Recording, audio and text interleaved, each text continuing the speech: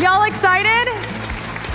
Well, coming up for you guys, we have a rivalry that runs so deep. And no, I am not talking about G2 versus Empire. I'm Jackie Jing. Thank you guys so much for joining us. All right, you guys ready for this first military branch battle? Let's call out.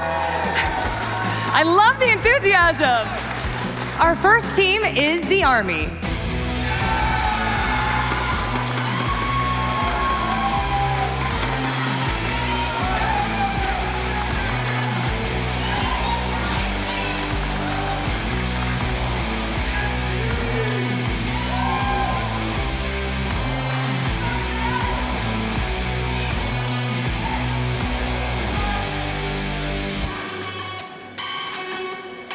Their opponent, the Navy.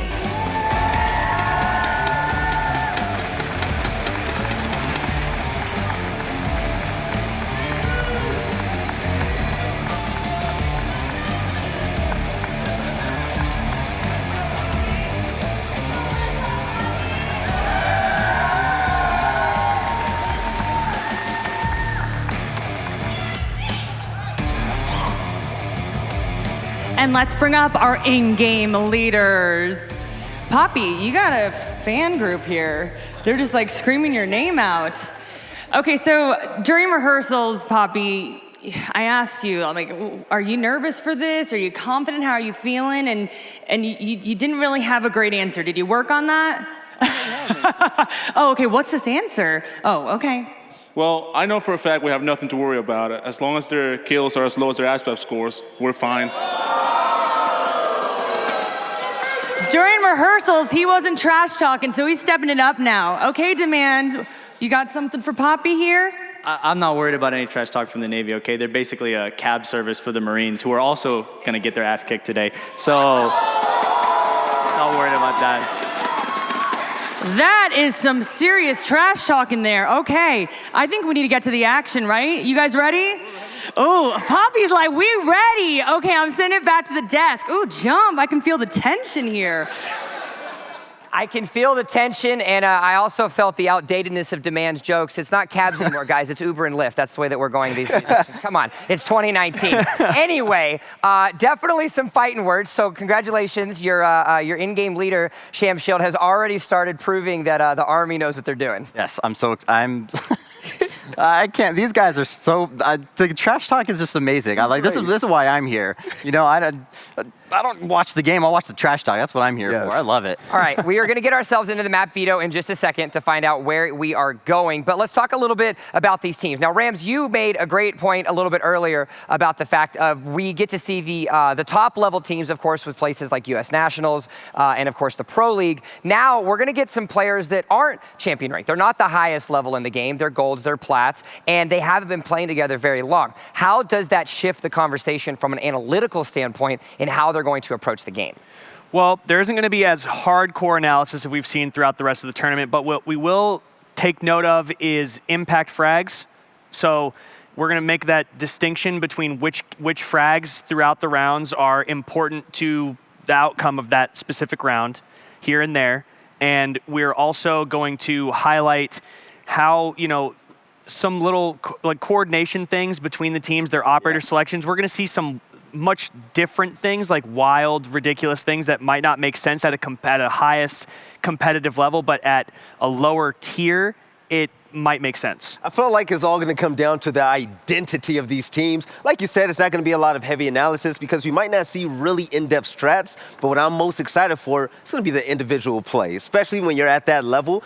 People are going to stand out big. All right, well, let's go ahead and talk a little bit about those individuals that will be making those plays. First up, we've got the roster for the Army. Taking a look, of course, we have Demand returning from last year, and he is being surrounded by Mad Dog, MCQ2, Phantom, and Taro. Is Demand the one to look out for on this roster, Sham Shield? I think Demand, along with MCQ2 and Phantom, are kind of the highlights for that team. Of course, Mad Dog and Taro, the entire team is good, right? But Demand is the captain. He's the one that's been here before. He's going to be leading the team, leading the charge, and hopefully to victory, right?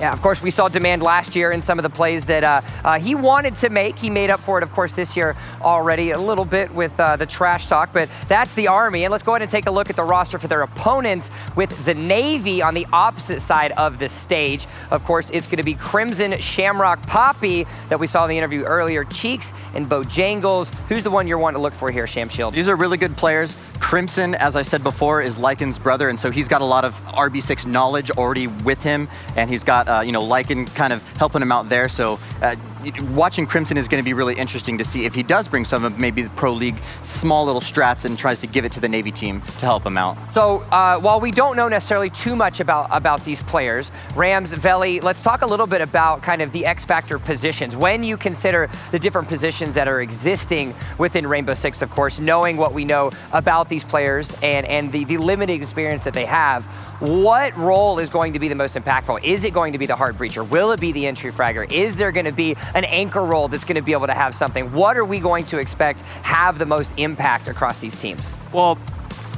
what I'm expecting out of the entire thing is everyone's going to sort of look like they're a little lost in the sauce.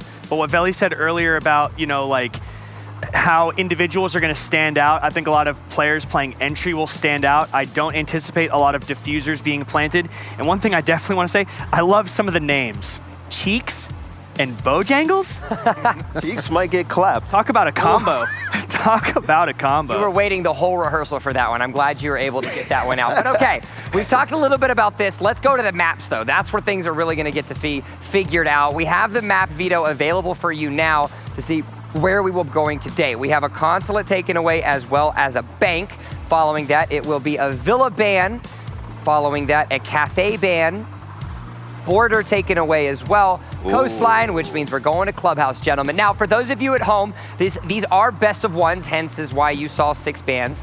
And then, of course, Clubhouse being where we end up. The way that this is going to work is much similar to what we've seen with US Nationals, except instead of 12 rounds in an overtime, it will be 13 rounds, which means the first team to hit 7 will walk away with the victory and the opportunity to move ahead to the finals for the military branch battle. Now, Clubhouse. Let's talk a little bit about this map. Rams, you got this one.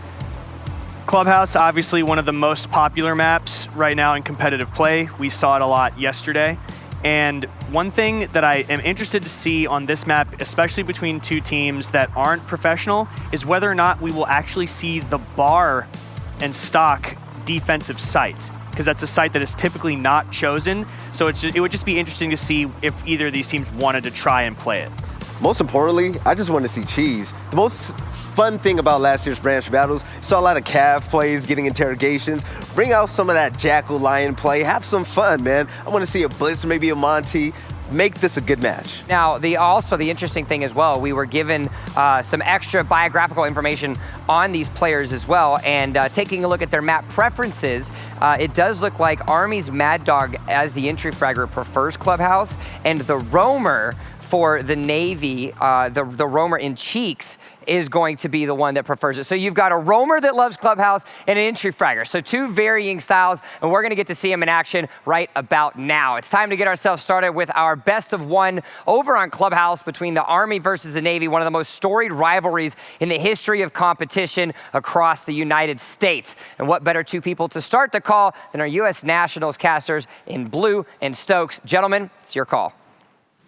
Thank you very much, Jump. It is going to be our honor to be bringing you guys our branch battle here this morning. We're starting it out with the Army versus Navy. Stokes, what do you think of this matchup here? I'd have to say the first thing that really stood out to me is that it's Clubhouse, and then someone said, "Hi, I'm a roamer and I enjoy Clubhouse." That's not something you hear very often, folks. Clubhouse is not a map that's very fun to roam on because you die pretty often, but we'll have to see if he maybe just has a knack for it. Yeah, you get cut off quite a bit. We'll see if that's going to be the case today in our military branch battle. Let's get into it, ladies and gentlemen. We're going to Clubhouse. It's a best of 1. We are on comp rules, but as Jump noted on the desk earlier, there is no overtimes and no draw. It's just the first team to 7 takes the win and moves on to the final.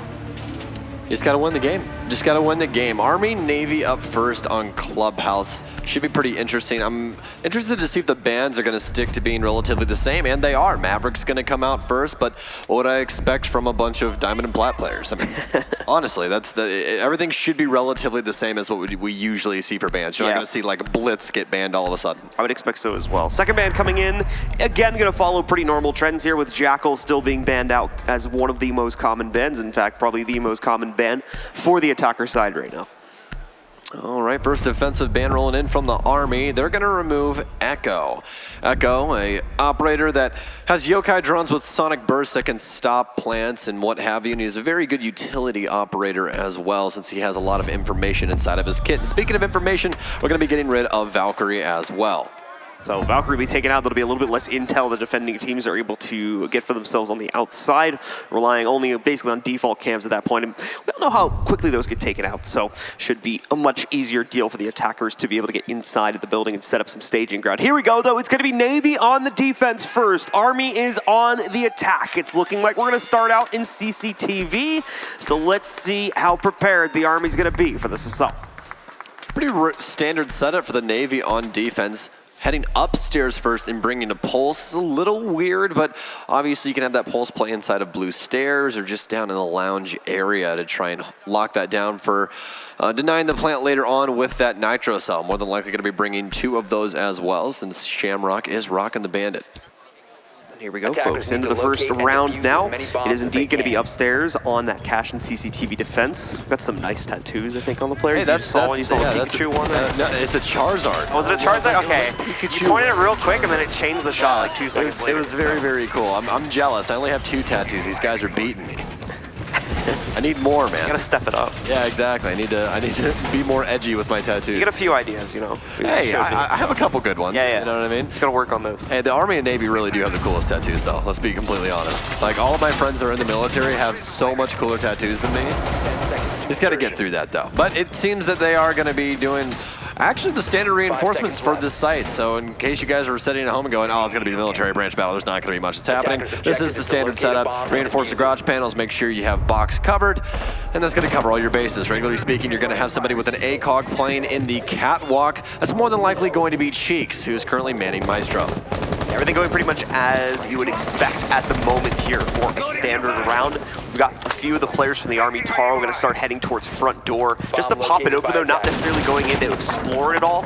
And in a second, Taro is actually going to start moving in towards Strip here, see if he can find any of the roaming presence from the Navy. But at this point, there isn't really much of it on that side of the building. The largest amount of roaming presence you're going to see is back down on the first floor outside of bar towards Stocks, or closer to the site itself on that half of the map. I respect this full clear from the Army, starting all the way in Strip, working their way across.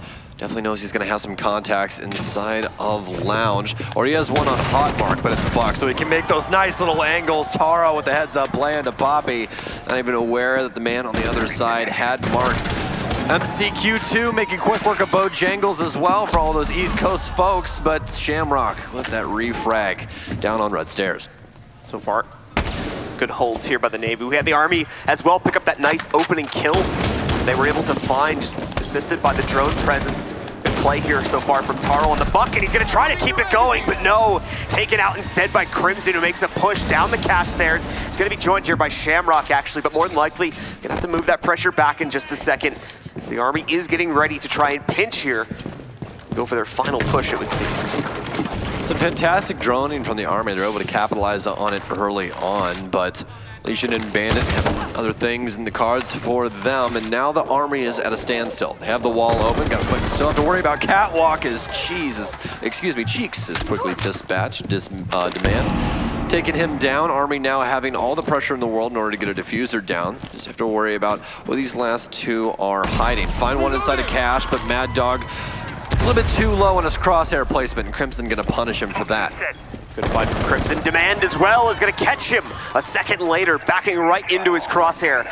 Shamrock, he's got a chance to trade. We're going to bring his Toby eye tracker in as well. He can see the hard ping, so he's keeping his eyes on that right now. Trying to go for a nitro cell. You can see his eyes gazing. He had a pretty good idea as to where his opponent was heading towards. Unfortunately, lost his pathing just a little bit too much at the end, and Demand will finally find him at the end of it, giving the Army control of round number 1.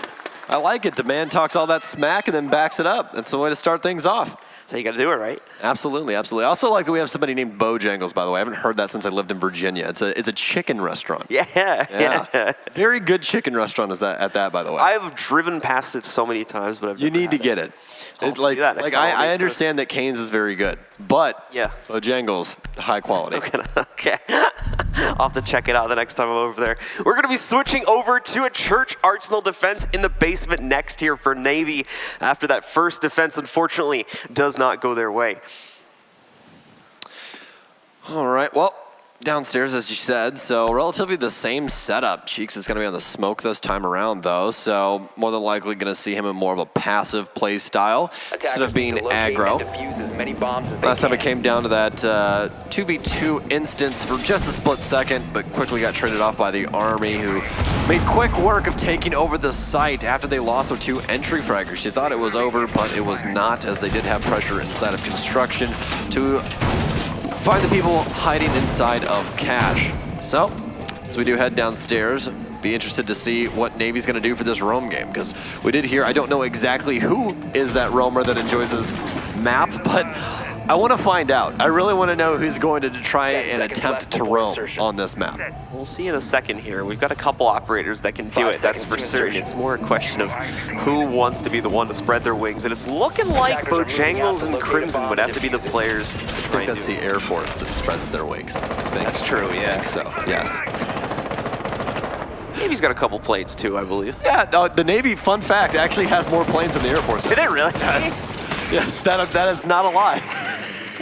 The Navy has more planes than the Air Force does. Yeah, but the Air Force gets to go to space. That is true.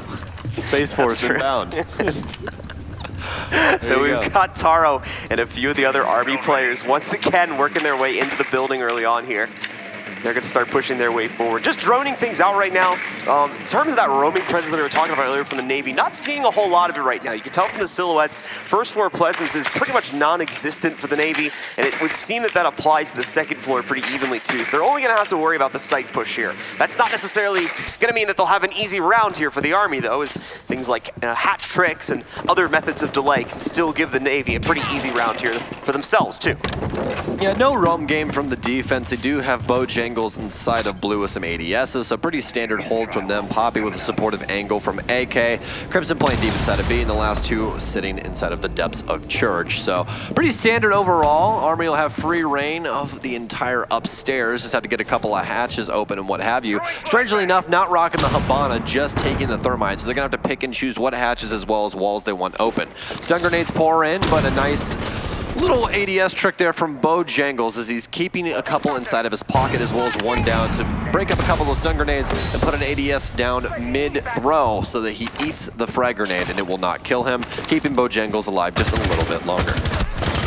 Mad Dog trying to take a fight, but Bojangles going to end up getting the better of it as the first kill is found on the round by the Navy. Taro is going to chuck his first stun grenade in here, actually the second stun grenade, and the third is finally going to be used there as well, going behind the big AC unit in blue and burning out what should be the last ADS back there. Taro, though, still will not be able to find success. He'll end up getting down and trying to push out, but that means Demand is going to have an opportunity opened up for him to frag out. Crimson, though, is going to be able to take out Phantom, with also Taro being finished off. McHugh moves in to find Poppy. 2 alive for the Army, 3 for the Navy, and the Army, unfortunately, now stuck outside of the site. Last 2 remaining members hightail it up main stairs, but McHugh too feels like he still needs some presence. Crimson's gonna make himself known over by the second box. Knocks it down to a 1 versus 3. Plenty of damage done to 2 defenders, but Bojangles still sits at 100 HP. Demand full rotate across the map. No more ADSs remain, but Demand doesn't even have any more throwables. Those frag grenades have already been expended as he works his way down, but Bojangles is going to need the ears here, the eyes to work out, and they will. It's going to be a double on the round for him as he holds down blue. And so the Navy finds its first, and we are tied up at 1-1. Just another brief reminder about the format for this, folks, for anybody that might have just tuned in since the last time we talked about it. This is standard competitive rules. However, we do not have overtime enabled, and we do not have draws enabled either. So it's just 13 rounds, 1st to 7 takes the match, and it's only a best of 1. All right, well, single round to both sides, and the Navy pretty stuck in their ways as to what operators they want to bring as they head back upstairs. Really feel like they have something they can do with that lounge hold, but it's going to need a little bit better support around it. No reinforcements the last time that was able to support them, and that's why you guys saw the quick frags come out from the Buck through the stock wall, as well as a quick pinch from Ash as well, just to add on to it. So hopefully they can try and fix that just a little bit, maybe use some more information gain with the Poles having his cardiac sensor out, or just be aware that somebody's going to clear through bar. Yeah, so just tightening up the defense a little bit here will hopefully net the Navy their next round going into it. We do apologize, folks. We do have a very short delay here, but it looks like it's already resolved, and we are heading back in game now. So far, some pretty short battles in between the two. It's been a pretty dominant showing by Army all up until that last round, where they really just could not find where they wanted to push their take through, especially after getting stunted on blue. Couldn't have too much pressure, rotated towards main, and immediately got toxic babed out, as well as a couple of frags from just Navy players really just swinging. There wasn't too many instances where there was overt amount of aggression, except for Army trying to get some presence in through Moto, which eventually got shut down as well. They thought they had it for a couple of seconds just because they didn't have the support of the Jaeger inside of blue, because he was already preoccupied. But the smoke player able to maintain, and Army losing out their first round, so that is why we are currently drawn. But still a long road ahead of us. Somebody has to win 6 rounds still in order to find us a victor here between these two. 5 seconds So left. we've got the Army coming out onto the board again in just a second. It's time to see if they're going to be able to find as much success here on this cash attack as they saw back in round number 1. They do have that roaming presence being established, pretty similarly to how it was in the first round as well, with both Poppy and the Jaeger, played by Bojangles currently, roaming around the bar and stocks area underneath the sights. Obviously, you've got the Army taking a second before they try to rush into the building here. Mad Dog is going to take first point of contact and moving through strip, but as you can tell, he's got a little drone in front of him helping him out, so he's not moving in without an eye. Oh, some scary shots coming through towards Poppy. Cut out from Mad Dog as Tarl hops in Billiard's window. Right on the tailcoats of Poppy. Hard pink still coming out. Tarl with a quick pre-fire, figures that Poppy's probably over near kitchen, and he would absolutely be correct as he rips his head off. And that's going to be the second time that Poppy has been the opening kill, as Tarl makes the exact same hole and lights Bojangle. All right, well, Tarl moving forward. He was able to get actually a kill here previously as well. Back on round number 1. McHugh. I was about to say. Not going to work out the way you would have hoped there, but it will go better on the second attempt of the breaching charges. Now they're going to get better purview into the cash room. Bring our Toby eye tracker up for this play as well and see how exactly Tarl's looking to work this. A nice shot found onto Shamrock. And McHugh also is able to find another one closer to the cache stairs. Good progress being made here by the Army. Seems the Navy still has a couple problems to work on here for their defense on this site. McHugh downs one. That's going to mean Cheeks is the only one remaining. Pistol shots, but no, it's the Alda to win it out. What else would you expect with the double kill? He adds on to it. Knows that one's coming. Cap more than likely has the comms from his teammates. Toby, eye tracker coming in to get inside the mind of the gamer. See if Cheeks can close things out with such minimal HP. And no, it's going to be the Army winning it out on offense as it's a quick rotate towards the cache door after Phantom pops his exothermic charge. We had the first GN come out in the chat as well from Phantom. Gotta let him know. You gotta let him know. This is the one time in the year where you get to let the opponent know. In a public space. It isn't just inside of your ranked game, you know? Good amount of smack talk going on between the players right now in game. And they're having a good time here as well. But the Army, definitely with a strong stance. Navy, their second attempt on cache and CCTV fails. And even worse than it did the first time, so they're going to have to move sights again. This time it's going to shift over towards Gym Bedroom as we start inching closer and closer towards the end of their first half here on defense. Navy making a nice call, shifting Poppy over to something else that he can't die on immediately. So they're going to put him on Mira instead of the Pole Snow Roam game for him this time around, unless they're going to get crazy with it, but I don't see that happening. Mira setups typically on this site aren't really traditional, honestly. We don't see Mira open too often on this map either, just because a lot of teams really, really like her, as we saw yesterday. If you're just tuning in for the first time and wondering what Mira does, though, she has 2 black mirrors. They're one-way mirrors. You can see through them, but obviously not from the other side. So whatever way Poppy sets them up on the reinforcement is the way that you can see. On the other side, all you're going to see is darkness. They're really good for information, specifically inside of this bathroom, where once they have the jacuzzi wall open, Poppy will have the ability to play off of that and have a couple of gunfights with info, which makes things all the more easier. So there's the first one getting confirmed down at bathroom. That's the one we expected to see. Second one is going to get deployed On secret, I guess? Yeah, right there. That makes the most sense.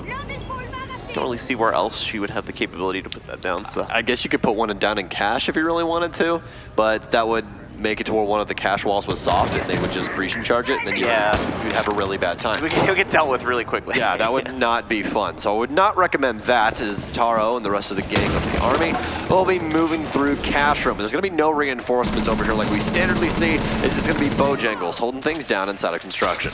Uh-oh, he's now stuck between a rock and a hard place. Demand has hard pings once again. Then MX4 Storm in close range is very, very good. Close proximity, it's going to be a quick fire into McHugh, but it'll be actually McHugh taking the gunfight. Taro is going to be lit a little bit as well as McHugh, so both very low, but they get Bojangles as well as a couple of his Prismas. Yeah, McHugh actually possibly saving his teammate's life right there by getting Taro out of a bad engagement when he was chucking his frag grenade into construction there.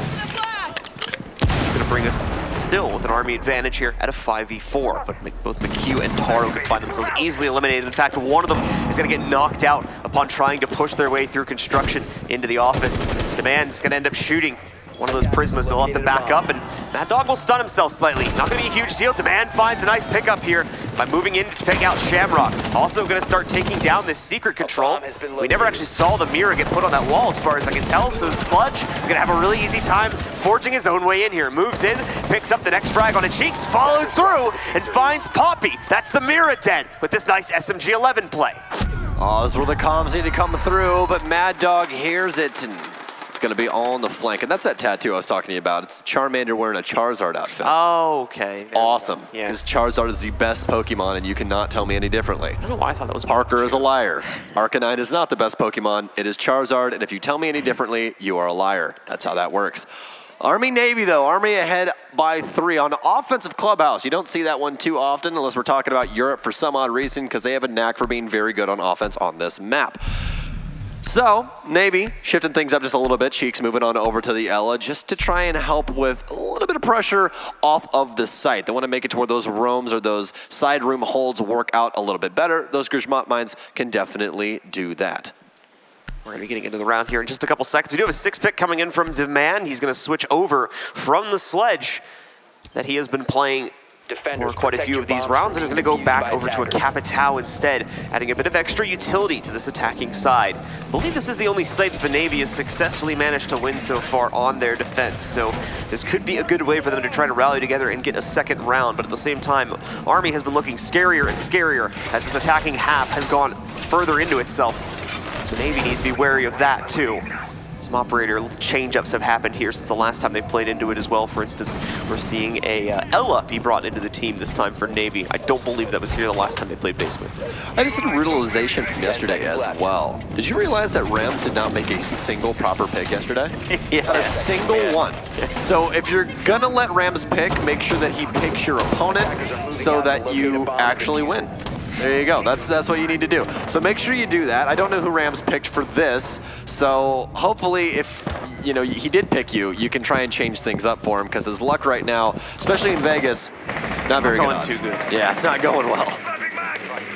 Well, we've got Army starting their droning once again here. Well, they've been droning for quite some time, actually. Continuing it is the more appropriate word to say here.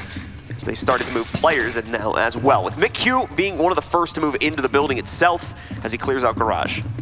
I'm going to have to ask him how he came up with that name, because it's a very unique name. It's not one that you see very often. It's not like Light or something like that. It's very unique. I like it a lot.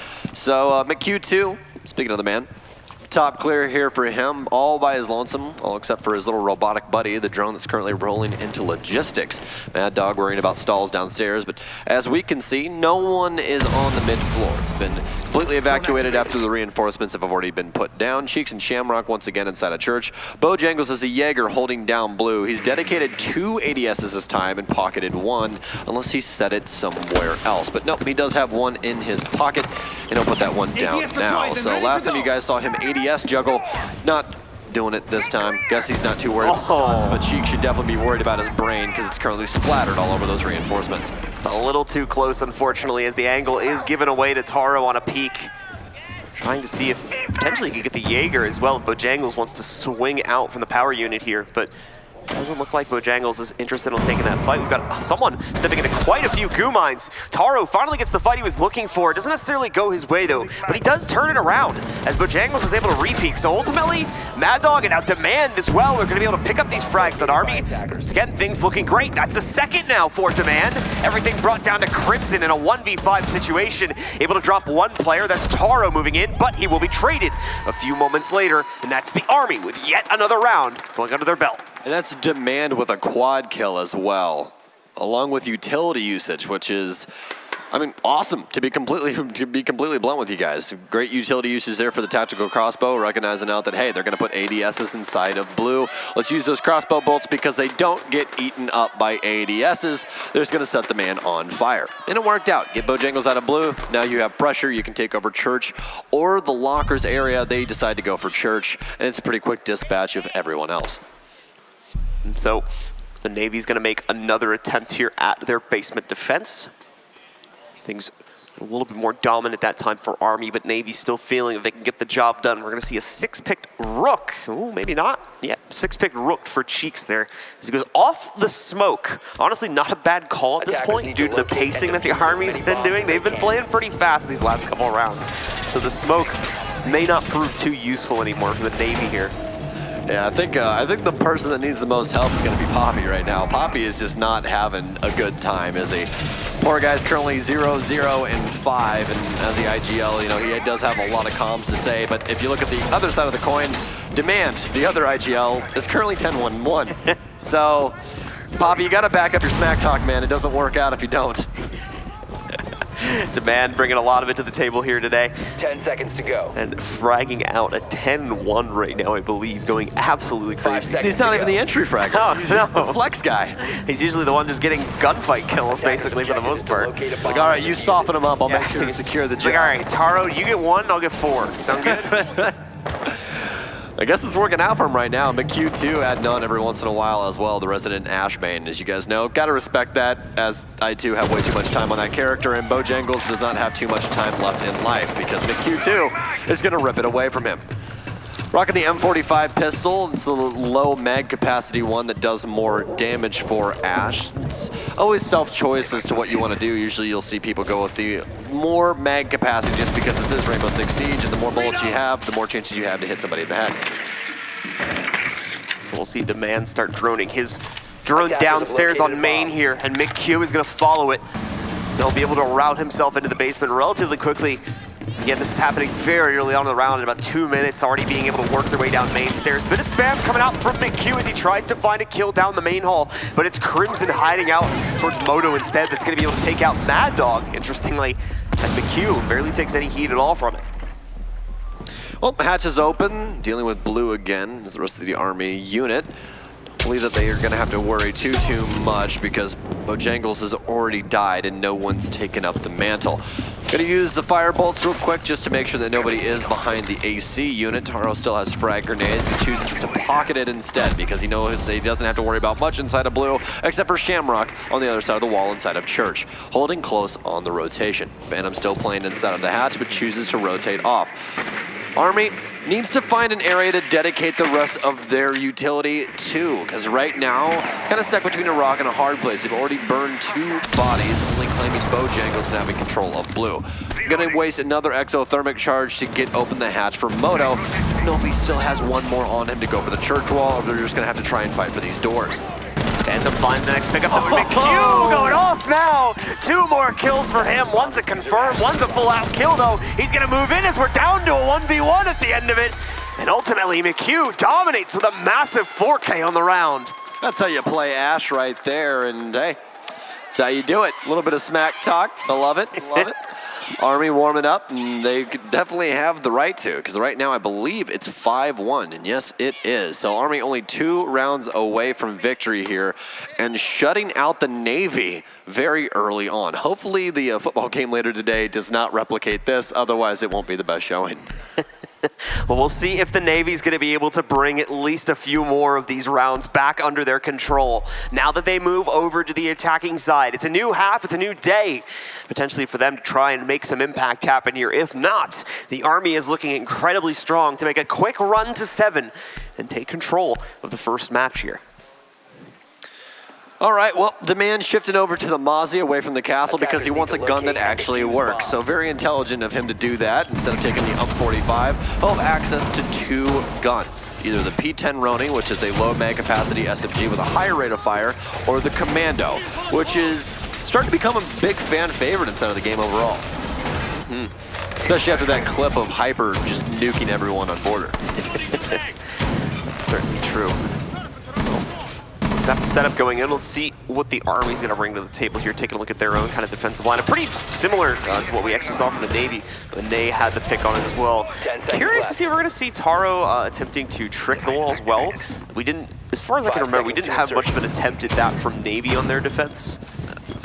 They did play. They played the Bandit, but they lost Lounge so early. Yeah, I don't even think the wall ever actually became relevant to the round. No, it really didn't. Yeah. As opposed to how the play usually goes, where it's literally all about the wall. Theirs was all about the lounge. That's really all they needed control of, and then they worked their way to construction. And usually by then they had 3 to 4 frags, and it was only 1 man remaining on site. So the wall didn't play too much into it. Just a little bit of over peaking by the Navy. So hopefully on the offense, we'll have a little bit better luck. Have located a bomb. Got Bojangles doing a little bit of inspecting there. The electronics detector trying to see. I still love that name, man. I just love it. What? Bojangles. Oh, yeah. So he's going to check stuff out there. But it's going to be Mad Dog from the Army that strikes first inside a garage. He's even got his own little drone zapper there set up to stop anyone from getting intel onto his active position. A good find from him. He's still going to be able to remain in that same catwalk position. In the meantime, Taro, this should not be difficult to trick this at all since it's Hibana charges. Those have such a long timer on them that he can easily knock those out. They are trying to kind of overwhelm him though. Cheeks also looked like he wanted to put down his charge at the same time, but now other problems are starting to surface here. McHugh, excuse me, is going to be able to move in and he will be able to take out their IQ, but at the same time, Taro finally fails in holding onto this wall, and it is going to get open. However, though, the diffuser just got dropped. Shamrock picking up some of the trades for it to keep Navy in this as he takes out Mad Dog on a run out. Army is still in control, though, at a 3v2. Poppy's still in search of that first frag. It could come in round 7 to start him off, and Navy desperately needs somebody to pop off here. Hopefully Shamrock could possibly do so as well. Maybe rub that Shamrock a little bit, get some of that good luck going, shall we? Mozzie's Pest still persists downstairs, making it hard to drone, and I believe somebody just killed their own teammate's drone, so that's not the best, but hey. No witnesses. Oh, actually, no, it might have been demo on drone. It honestly might have been demo. Yeah, that's for just a second. So that's always a confusing thing when you see Mozzies on those, but hey, it tends to happen. Demand working his way down Cash stairs now as they've recognized out that we do have somebody inside of Cash, and that's going to be Poppy's second kill actually on the round, so finding 2 for himself here inside of round 7, so finally starting things off. Taro trying to get aggressive to the outside, but gets punished by Rappel. Now it's all up to Demand. He hears him rappel up, Shamrock quickly dispatched, and that's going to be the diffuser down outside. Demand can go for the pickup here. Poppy doesn't have anything to stop him either. He can just work his way up to Catwalk. That's a very big, very quick resuscitation as well. Demand once again with the punish, and Army almost 6 rounds straight. Yeah, Army doing a fantastic job here. Nearly losing the plot a little bit towards the mid portion of the round there as Navy attempted to resurface themselves once they went down to 2, but unfortunately just couldn't piece it back together. Lost too many players too early on in the round, and with that, Army was able to eventually leverage that into a win. They're on match point now, just one more separating them from the finals of our branch battle today and sending the Navy home early. Yeah, Demand, apparently the land player, to be completely honest with you. The guy's showing out right now. We're going to have a mixed bag of operators, some we don't see very often, particularly Caveira. Caveira is a very unique op, and actually the 6th pick is not going to be... It's doing it. Ladies and gentlemen, the man is in the building. It's the God. Someone was gonna do it. Just had to hold everything there. Whatever I was saying was irrelevant. Now picking Tachanka, Our Lord and Savior. Picking Tachanka is one thing, right? The big question is how you gonna play Tachanka when you pick him. You know what we have to say now, right? What? We have to wait until he puts his utility down. And then we have to say the words. Yeah. We have to say the words. He's not putting it here. They're gonna have here. we're gonna have McQ2 go for some reinforcements. Oh! No, he's gonna have Phantom do those. I don't know why he walked all the way up. I think he was about to put the gun up here. No, you want to reinforce the wall. It would be very scary if he did do that. You just walk by mud tunnel, just get gunned down by a turret. Oh no. He's gonna put it on catwalk. Did he not see it? Oh, he's gonna put it right in front of the drone. Oh. Q2, there's a drone there. Oh no. Can the Lord do it, folks? LMG mounted and loaded. Oh, are they gonna do the Mira setup? Folks, they're gonna do it. They're gonna use Clash as a makeshift shield. So he can't be shot in the back. But he's gonna watch the back instead of the he front. Can't be shot in the back. But he can definitely be shot from the front. Oh, this is... All right, well, let's see how this is. Hey, got one! Oh, Crimson! Crimson, you knew he was there! That's it, that's all we needed. The Lord giveth, and the Lord taketh away. Crimson goes down to a Tachanka turret. What BM can you possibly have on main stage? We can forget about those conference finals. We got ourselves a Tachanka turret kill, ladies and gentlemen. That's all you need. That's the highlight of action for today. I don't want to cast the games later. That was the highlight of my life right there. I can retire happily now. Taro inside of kitchen, no drones rotating in, so Tavera gonna be in her favorite area. Hiding inside of an area that no one knows where she is. 2 shots to the body at this range will definitely down any man. Poppy more than likely gonna fall here, and he does! Secures the kill quickly as Taro, but very low HP now. They know he's up on the counter. Pre-fire's pouring in through the windows. It's gonna be Shamrock there, but nobody wants to peek him because that pistol is oh so dangerous. Demand still upstairs as well, could possibly rotate down as Taro continues to stave off this offense. Cheeks locked inside of Freezer is, oh no, this is not going to work out. There is no way that they're gonna have McQ2 rotate all the way through mud and play with Clash outside. Drones finally pour in. They know that she's still here. Can't get tased by her own electricity because she is on the same team. Plenty of damage. Mad Dog actually ends up working things out. What's going on? Pistol out, and he wins it out anyways. McQ2 takes down Shamrock. Only man left, Bojangles. He wins it out against Demand, but still has 3 defined and still has 1 very large nuisance in his way. It's gonna be Mad Dog. But no, Mad Dog dispatched as well. Diffuser down by Mud Tunnel. Q2 lying in wait. Can he get it with the pistol? He can! Tachanka to close it out, and the Army wins it 7-1. The Army is going to take a dominating win here on Clubhouse, and they will move on to our branch battle finals coming up just a little bit later on here as soon as we get through our second matchup. A big congratulations to them. A lot of fun being had from it as well. And as we might expect, there's great sportsmanship between these guys. Hugs and smiles all around, and handshakes too. Well, you gotta give it up to Crimson. I mean, hey, you know, you might be Lycan's brother, but you still got, you know, kind of spawn killed by a Tachanka. We won't talk. Top frag for the team, though, ultimately. So. Did top frag. But I think that the highlight player from this overall was Demand. Had a great showing. I mean, the guy was just fragging out. What else is there to say? Man's definitely going to be the one that I think the two of us are going to be keeping an eye on as we go into our branch battle final as well. He's going to be the one that'll either carry the team to victory or send them soaring to defeat. We'll have to see on that one, as that's still going to be a little bit further away. We still have to see who the winner of our Air Force match is going to be as well, when they'll be taking on the Marines in just a little bit here. All right, guys, well, that's going to do it for us for now. We'll be back in just a little bit with more of the branch battle action. But for now, we're going to send it down to Jackie on the stage. Thanks so much, guys. Okay, Demand. You talked a big game and you followed through, even picking our Lord Tachanka at one point there. Woo!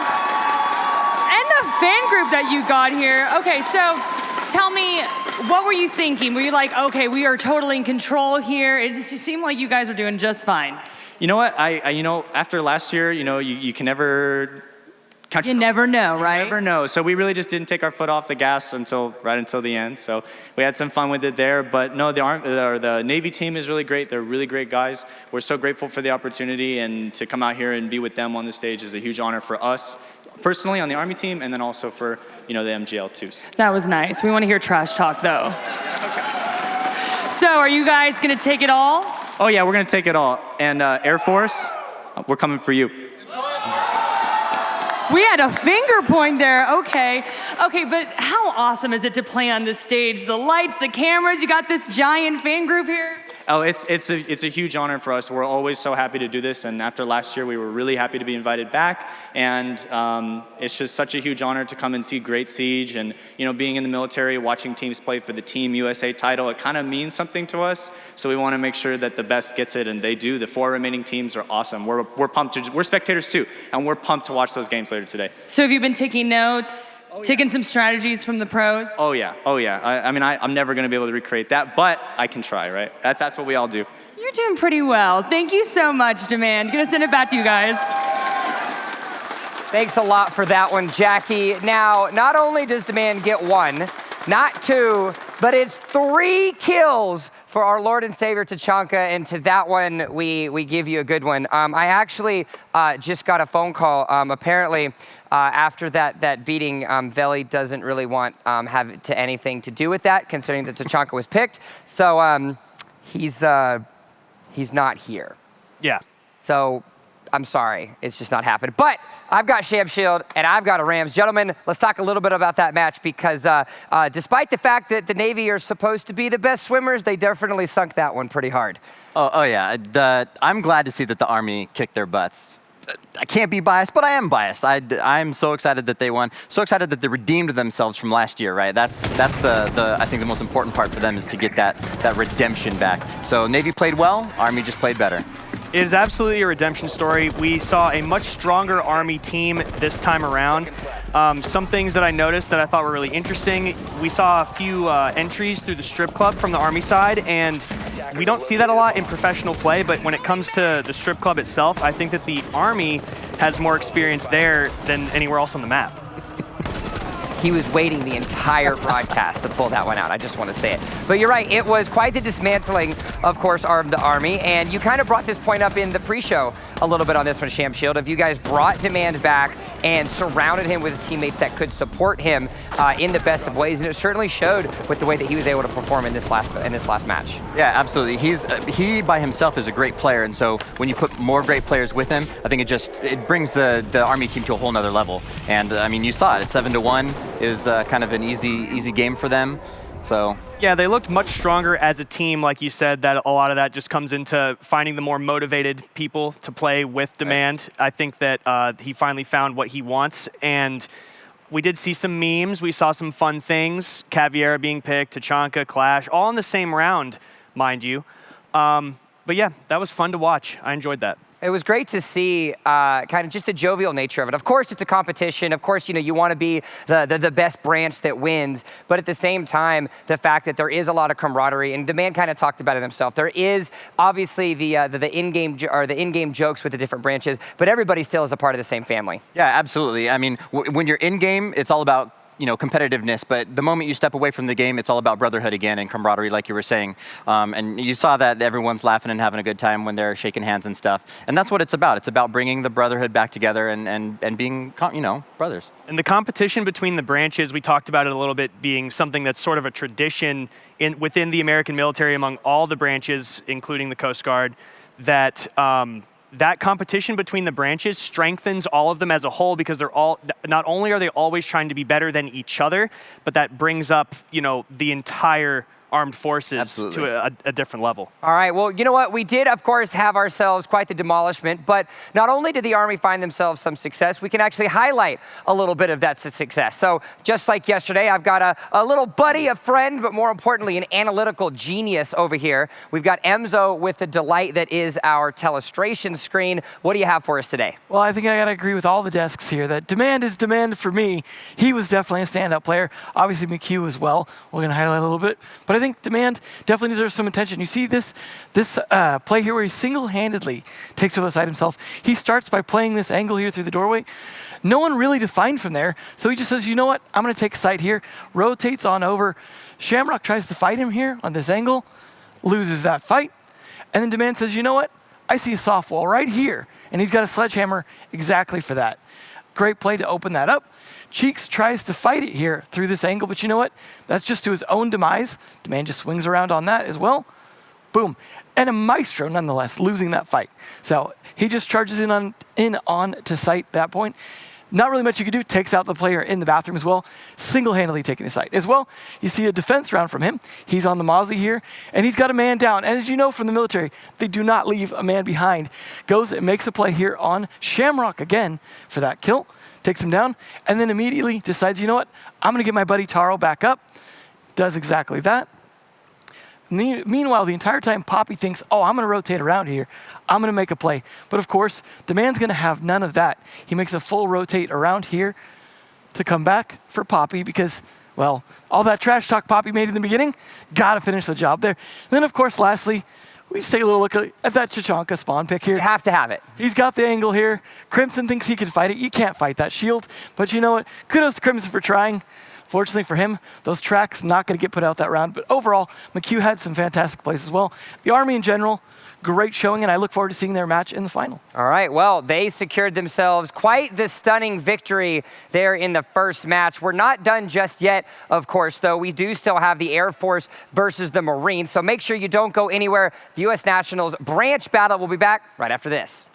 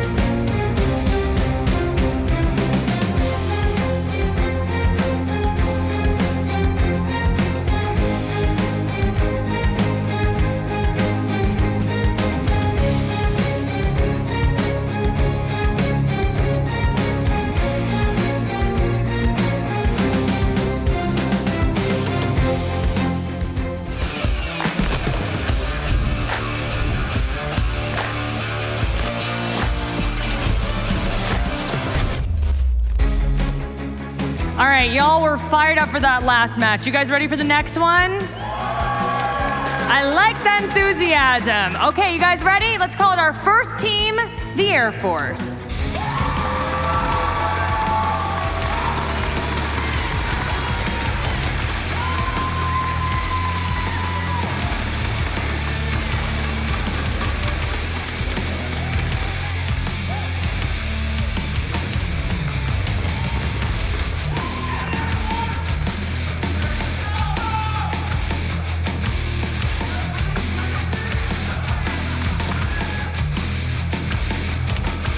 Their opponent, the Marines.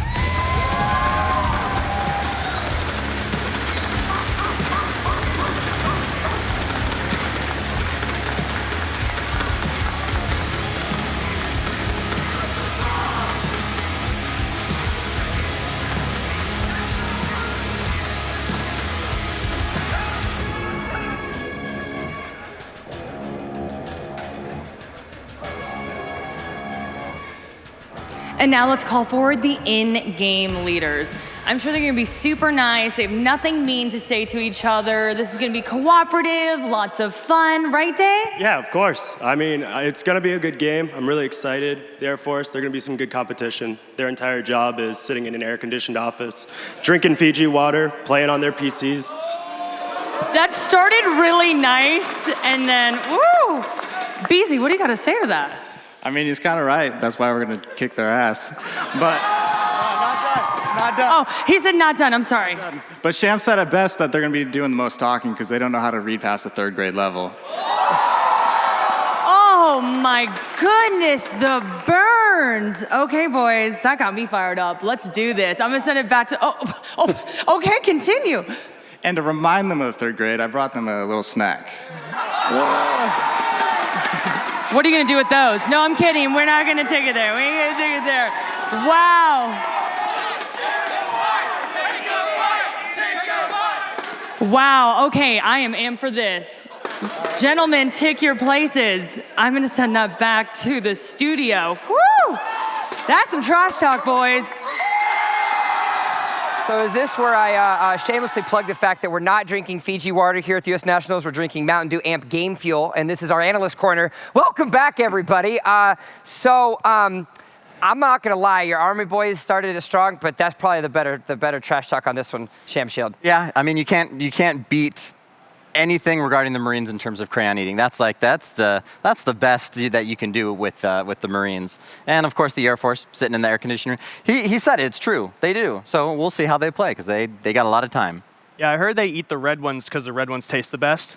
So yeah, I think Reds. Maybe we can get confirmation on that later. I'm having I feel like I need to just like go throw open a trash can thinking about the fact of eating a crayon. That's not even going to be a conversation that we're going to have. But we do have Rainbow Six Siege to actually be able to play. And we had a great match, of course, with the Army decimating the Navy. Might get to see an actual repeat of that in the Army versus Navy game that's going to be starting not too long from now, actually. But let's talk a little bit about these teams and these players that we have. First up, of course, we want to talk a little bit about the Air Force. Is there anybody that you feel like is a standout player from that roster? Yeah, so Air Force, obviously we have Jahui. She's also, and it's Beezy. They're both returning, but Jahui last year, if you remember, she popped off with Maestro. She just was killing it, and all year long, she's been kind of playing Maestro and sending us memes in our Discord, constantly playing Maestro. Single Dads is probably, I think he's the highest ranking team, or highest ranked player on the Air Force, so expect to see a lot from Single Dads as well. Yeah, based on their names alone, Single Dads stands out. Definitely. Just help it. He is a representation of all the single dads out there and all the hard work that they put in. But let's flip the script and go over to the other sides. We're taking a look, of course, at the Marines. Now the Marines bringing themselves of a roster of Red Hyperion, Medney, Day Drinker, Red Widow, and Corn of the Dog. Yeah, these guys are really cool. I think the player to look for here is probably Day Drinker. What's really cool about this team is that Corn of the Dog is actually brothers with their coach. So we have two brothers kind of on the Marines team, which is really cool. One of them active, Corn of the Dog, and then the coach is a veteran. So that's a really cool team, and they're all really good players. So this will be a good match. I mean, hey, when you compare Day Drinking and Corn Dogs, I think that's going to be a pretty good combination on that one. Of course, Marines and the Air Force. Now remember, for those of you that are just joining us, this is similar to the format that we had in Rainbow Six, the U.S. Nationals here, but a little bit different. So it is still going to be the 1st to 7, but it will be only one map, and it will be 13 rounds with no overtime. So someone is going to hit 7 rounds, and that's the way that it's going to go. We'll have the map veto up for you guys in just a second, and it is a best of 1. That's the format that we have here for the military branch battle. But based on what we saw from the last setup, Rams, what are you expecting as far as like overall strategies go for both of these teams? Well, the Air Force returning from last year, being the superior team last year, I think that they're going to have a good showing.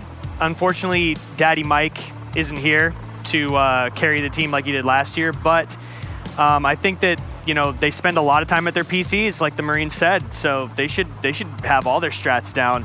They should have been scrimming this entire year. All right, well, let's go and take a look at it. The map veto is ready to rock and roll. Remember, this is one map, so we're going to have a lot of bands to come through as we start process of elimination down on where we're going to go. Consulate, Cafe, Bank, Clubhouse, Villa, and Coastline taken down, which means we're going to Border here for our best of 1. What are we thinking?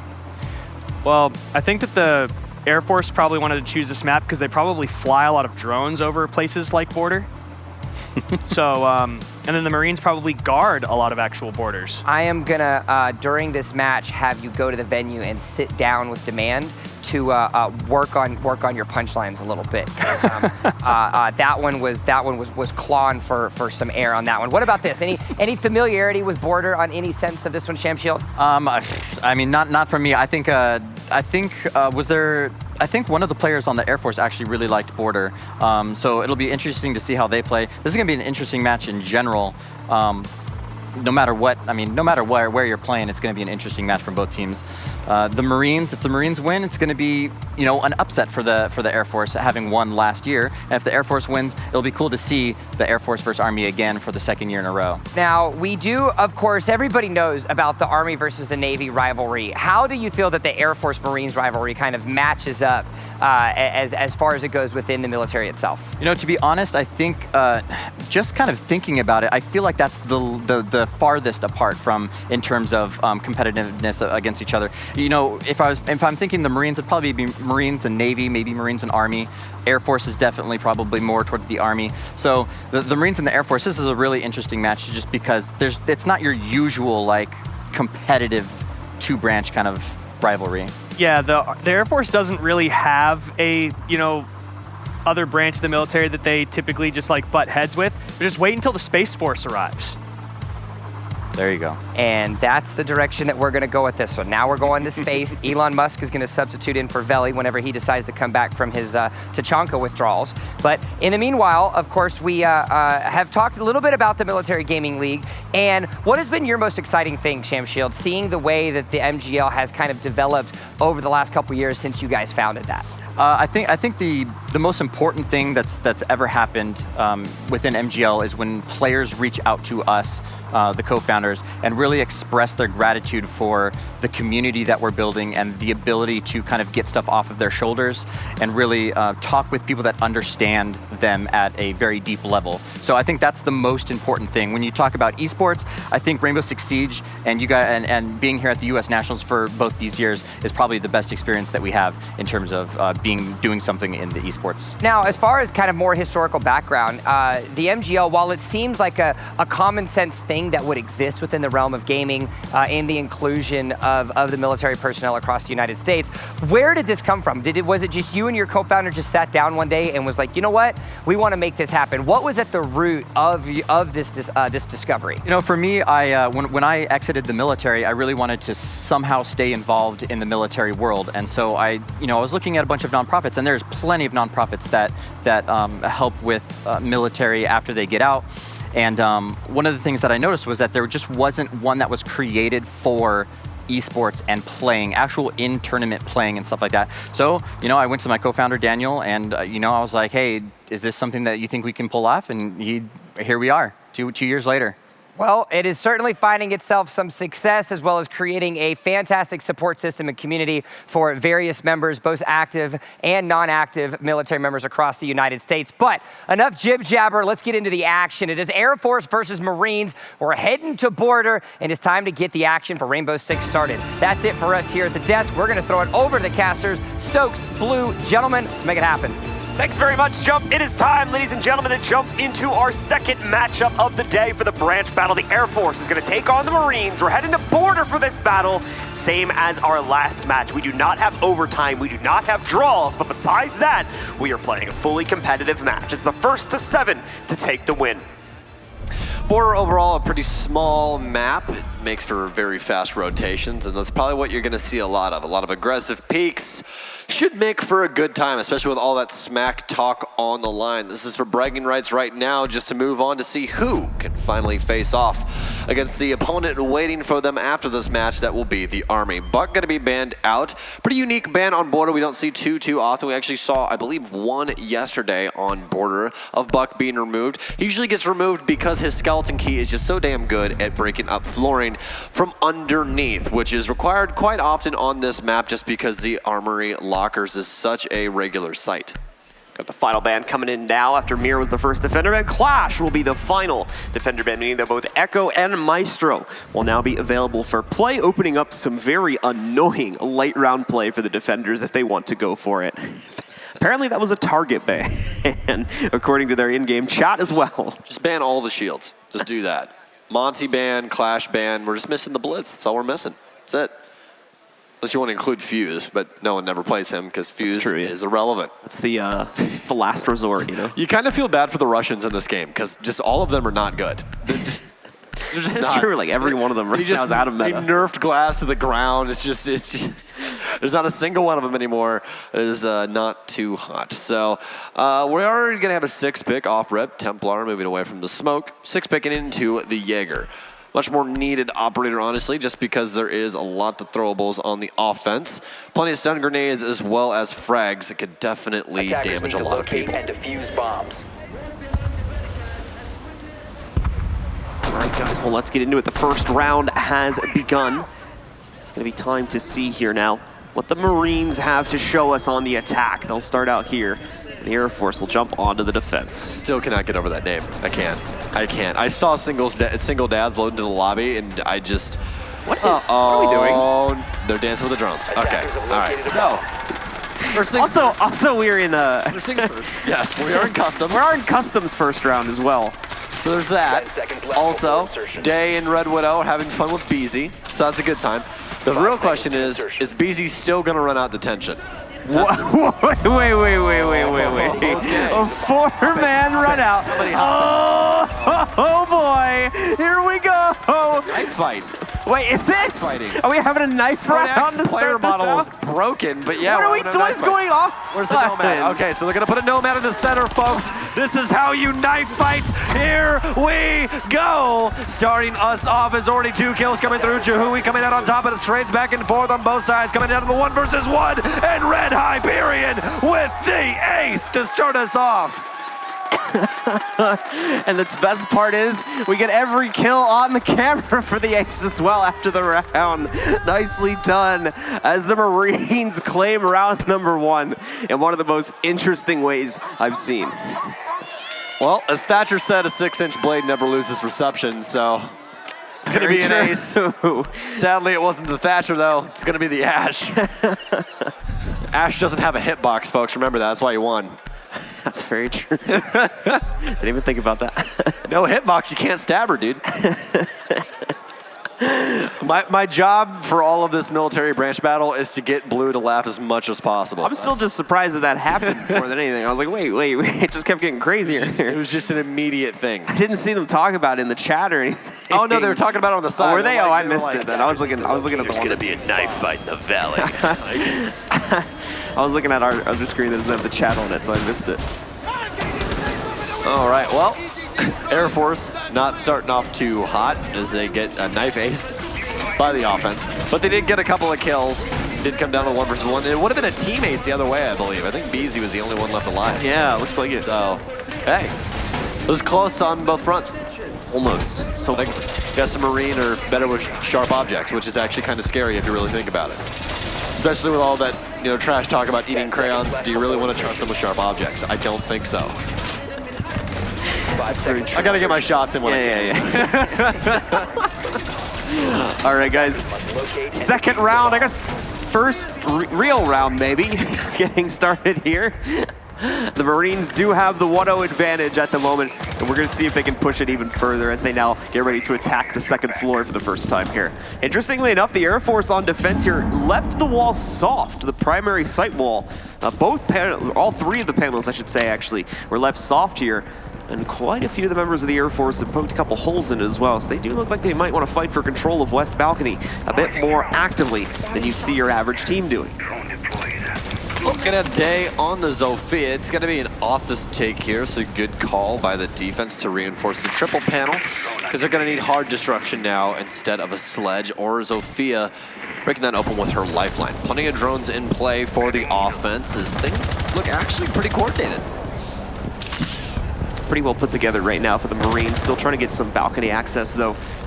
And this is a good amount of time being wasted off the clock in the process. Down to 2 minutes already. Got Red Widow getting ready to potentially move in here through the windows and start pushing the site, but they've also got a couple walls that are not double reinforced, so it should be, pretty easy to find. Kodak, in the meanwhile, is going to be picked off by Day as he catches him through a soft wall. First big wall going to be opened up here now as well by the Marines to start giving them access to the office and hopefully allowing them to move forward.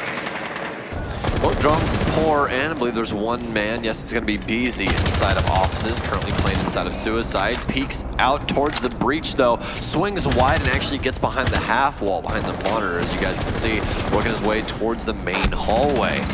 Oh, gets a couple of shots into Red Widow, who should now have the comms. Day rotates to the back to the top of East, excuse me. And he will be able to claim Beezy. So now they have office control. Just need to work their way in. Does still have to worry about one inside of Fountain. So we keep the Toby eye tracker up for you guys to get inside the mind of these military gamers. Plenty of presence now, but they have soft walls as Red Widow is actually going to go for an exothermic, which is kind of questionable because the wall is soft. Single dads, single taps through the soft wall that we were just discussing. Opens it up just a little bit more. They waste so much time trying to get that wall open that they give single dads his own opportunity to pick up the kill, and they don't have that Zofia anymore as a result of that, so they might have to use that charge anyway at the end of the day. Red Hyperion going to end up grouping up with the rest of the team. Someone runs into a goo mine there. I believe it was the Thermite, but thankfully they've got a pretty safe position, so no harm, no foul. Red Widow is moving towards that wall once again. Corn of the Dog will find the trade, but Hui will also pick it back up for the Air Force, and it's looking like it might stay that way. However, just as I said that though, we're back into a 1v1. It's ACOG on ACOG to decide the round. However, the attacking team quickly running out of time as we get closer and closer to the end of it. The Air Force will take control at the end of the day as they tie it up at 1-1. I don't even think that we should talk about the soft wall, poor guys. Poor guys.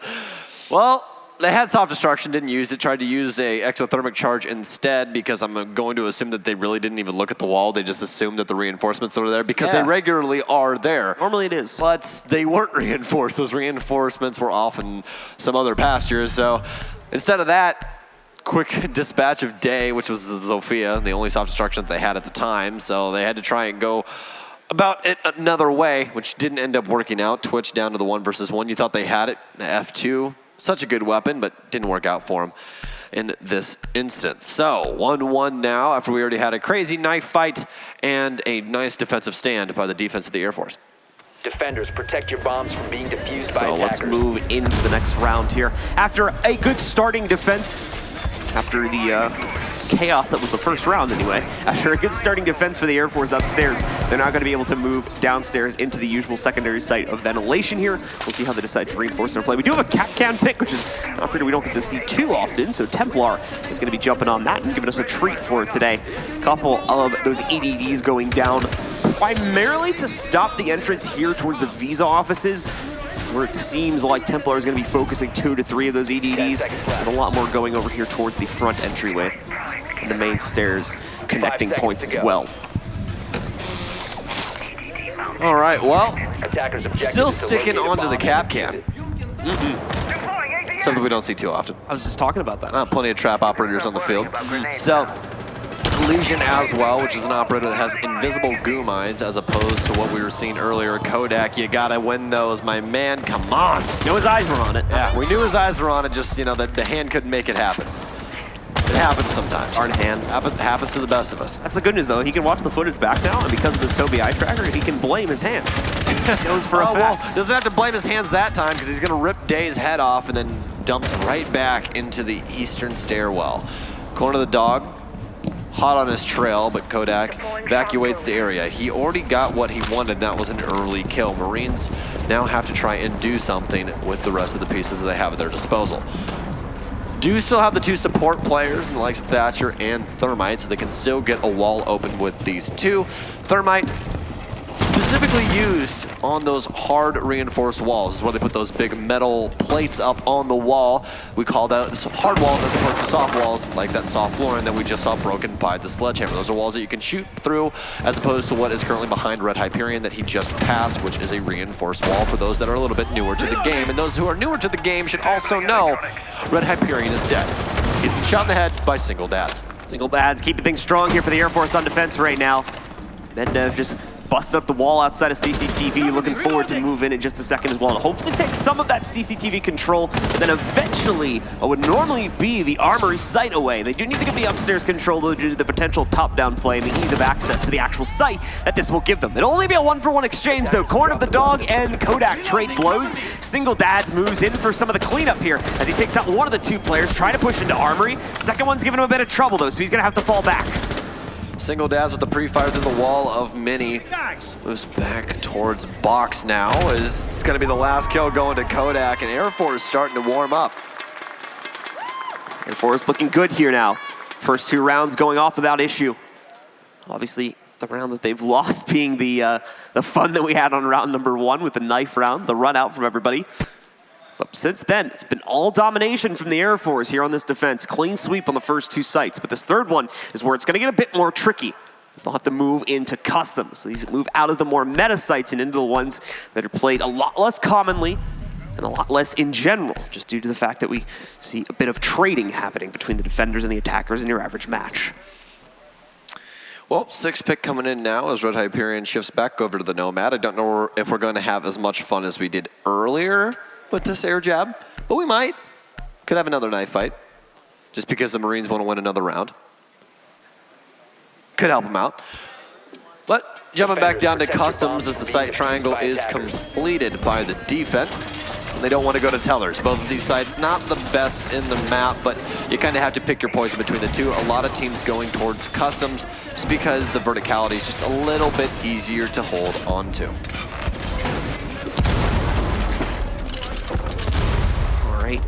Just a few more seconds away here from the Marines being let out onto the field once again.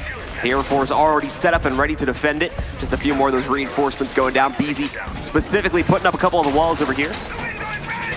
10 seconds left before We also setting up her yokai drones, I believe, across the map at the moment. 5 seconds to insertion.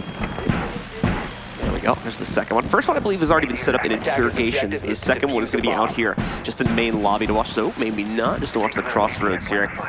They'd use a different position instead. So we'll see how those yokai drones pan out for her a little bit later on in the game. Well, the beauty of it is there is no IQ on the Marines. No, that was not a joke, I promise you.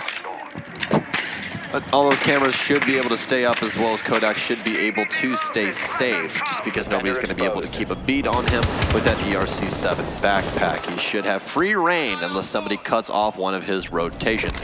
Marines so far on the offensive look pretty lackluster when it comes to regular gameplay, along from that knife fight, but Day's finally starting to warm things up. We did see that initial pick the last time from the roam game of Kodak, but it's going to be Beezy to fall. Kodak playing inside of box for CCTV. Going to try and maintain control. Red Hyperion near Beepers does have all of Armory lockers, but nobody else home. They have, actually funny enough, control across from where they spawned and not inside of CCTV where Kodak is the lone soldier.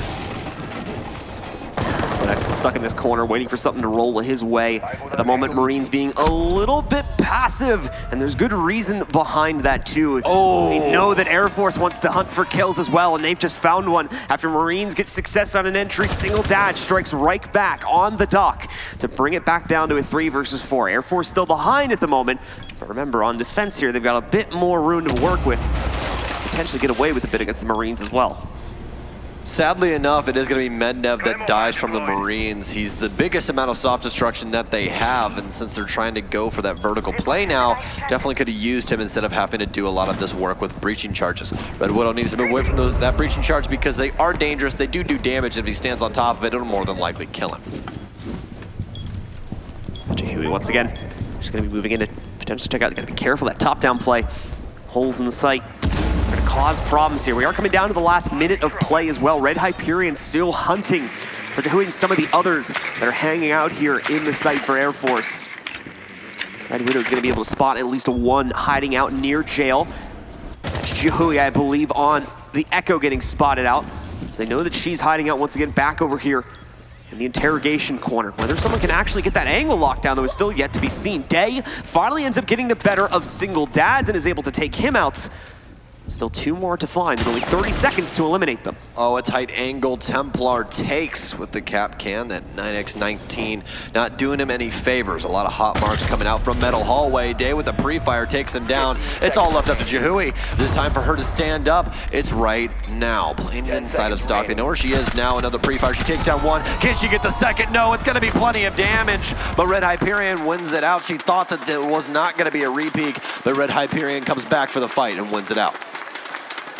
And so we are tied up. The Marines strike back and find themselves on even footing here as we head into the final couple rounds of the opening half. Remember, this is a fully competitive match, so you can expect it to play in similar fashion to the pro games, some of which we're going to have coming up right after our branch battle when the standard USN tournament resumes. We've got Armory Archives being unlocked for play once again here by the Air Force, so as you might expect, they are going to retreat back to that, as it is still a much easier site to play into comparatively to the one they just lost on.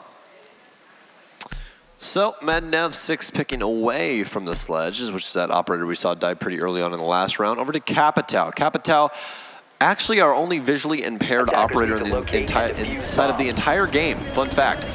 He has an eye patch, and he's honestly got one of the coolest backstories as well, but he's pretty important when it comes to the game of Rainbow Six Siege because he's got some pretty crazy utility. He has a crossbow that has 2 fire bolts, yes, fire, that set things on fire, for a period of time, as well as 2 smoke bolts that cause a big smoke burst to where you can't see through it. So those cannot be ADS'd by the likes of Jaeger. That's that operator that Kodak is playing, who puts down those little ADSs that grab throwables and launchables in the air. He's the only man that is not countable by that. That's coming later on with Wamai, but that's for another day. 5 seconds to insertion. We're going to see Wamai come into play for a few months still. Very cool operator, by the way. Love his design. Really interesting concept behind him, so it's going to be cool to see how he plays out once he's unlocked for play. So I got an idea. What's up? Magnets. That's how I just feel how the conversations are at the Ubisoft office. It's like, look, I know that we need another person that's kind of like Jaeger. I got an idea. Jaeger? Magnets. Magnets. But magnets. So we've got the guys for the Marines starting to move inside a bit more here. A bit slow on the wind-up sometimes for these rounds, but there's good reason behind that caution, especially when you're playing against this site. And a pretty good idea for the Marines ultimately. Just got tripped up a little bit on the execute itself, so that's what they're being cautious of right now, I think. And it might explain why the Marines are taking a more split push to start off this round. Kodak aggressive towards the break room door. There's one to his left-hand side, and he would be correct. Downs, and that's going to be Day. Huge entry fragger from last time, but a pre-fire all the way downtown from Red Hyperion. Gets the Jaeger. Kodak more than likely going to be dispatched quickly. They do have a dock, but they're going to burn a lot of utility as no drones have rolled in just yet. Jihui on the other end of the map takes down Red Widow as Kodak will actually be docked up.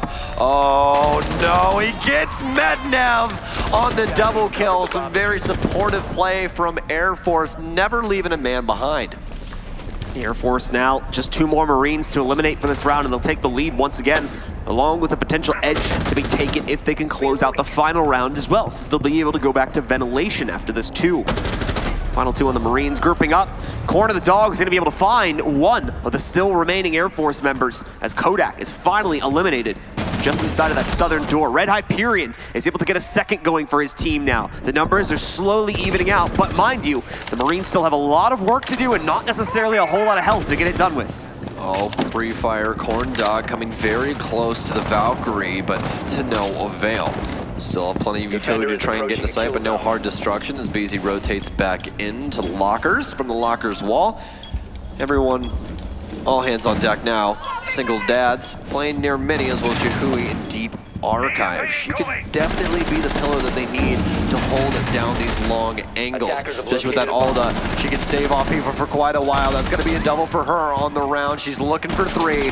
Corner of the Dog rotates into Fountain. She's on the prone angle, playing the bomb chassis. Can she win it out? She can! That's going to be a triple for her and a nice fist bump to go along with it. Nicely done. Once again, the Air Force holds strong on those standard sites as they're going to be able to take a solid second story control for the second time that we've seen in this half. The final round of their defensive half, though, is coming up right here. So they will have ventilation unlocked for play. And as you might have expected, they're going to jump directly on that site to try and get themselves a 4-2 lead here. All right, well, going into the split now. This will be our last round before we switch sides between these two. So the Marines have one more shot at tying things up. Or will the Air Force make the split 4-2, which is actually pretty commonplace for Border, but usually the other way. Usually the offense is pretty dominant on this map just because things are so set in stone. Red Hyperion 6-picking away from the Twitch that he was actually performing pretty damn well with over the last couple of rounds. Now on the Nomad.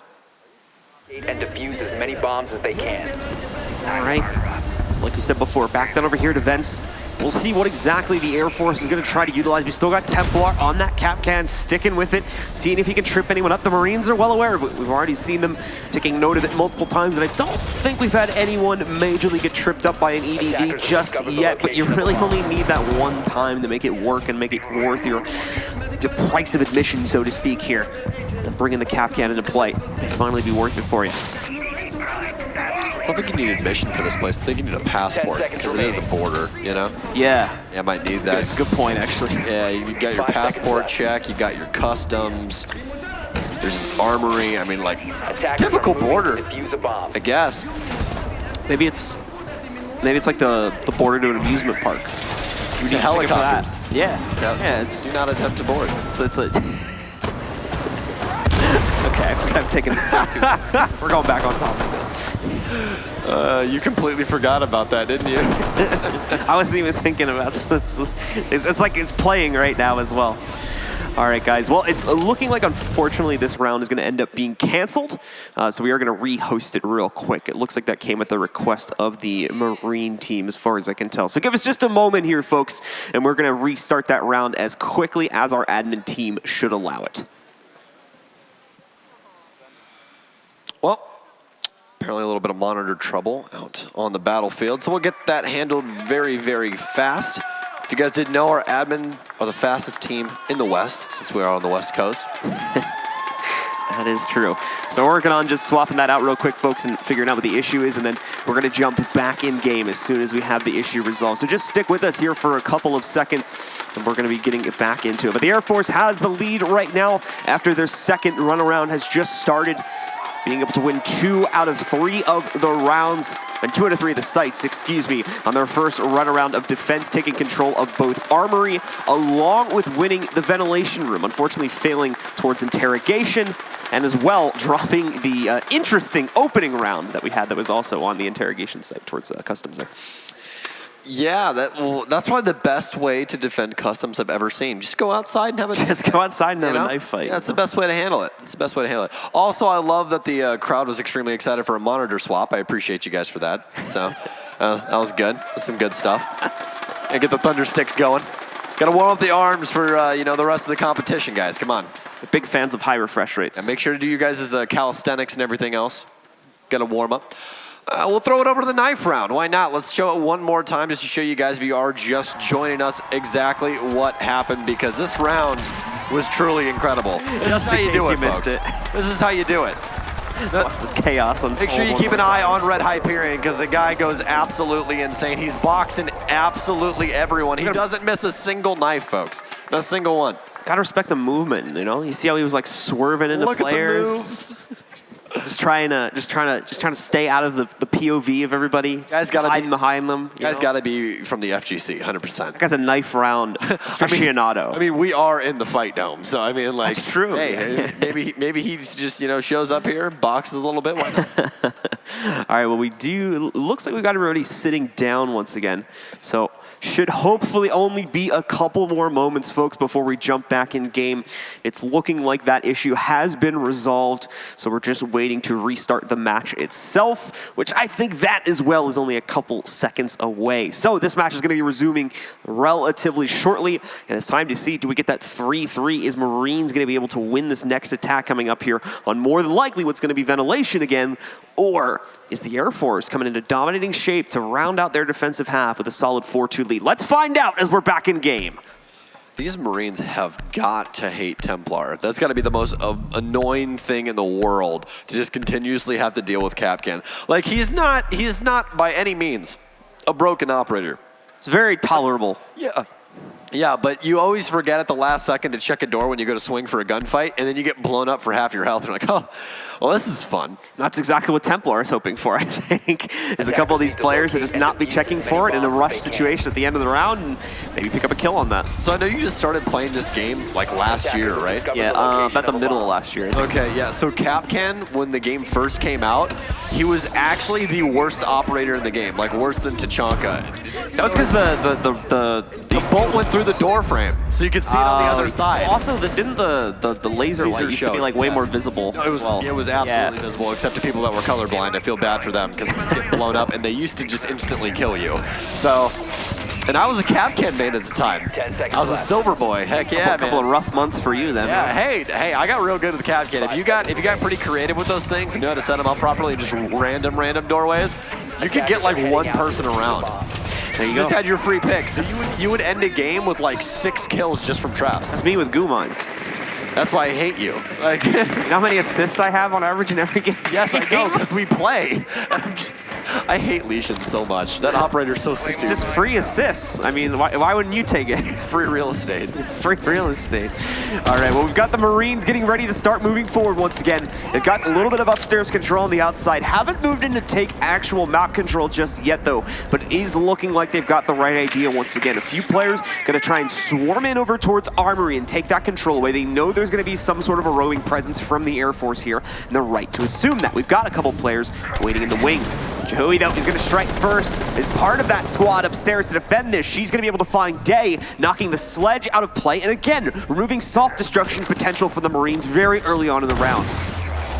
Jehui's having a fantastic showing on these 3 armor ops. Those ACOGs definitely working out for her. Single dad with the Toby eye tracker gets obliterated from Korn. Just could not find the proper angle. It's tight into his left instead. Kodak on roam finds Red Hyperion, though, to try and bring us back to equal footing, but they're still going to need one to do so. So Air Force still ahead, and again with these long angles, Jehui with the double is down 1 as well, making it a triple for her on the round. She's having a field day. It's going to be all left up to Red Hyperion, who thinks he's got a beat on her. She doesn't have the drone, though. The drone has been set up, so he can't have his fallen comrades watch those, but a quick shot. Can she get it? She can! That's a quad on the round for the Air Force. A little bit of an assistance coming in there from single dads inside of the room itself, but all of the heavy lifting being done by Jehui in that round. A near flawless hold upstairs, and finally the half concludes. So, Air Force, well in the lead after the defensive half here. Overall, a great defensive showing, especially by Jehui. Way to hold down that site, girl. Let me tell you.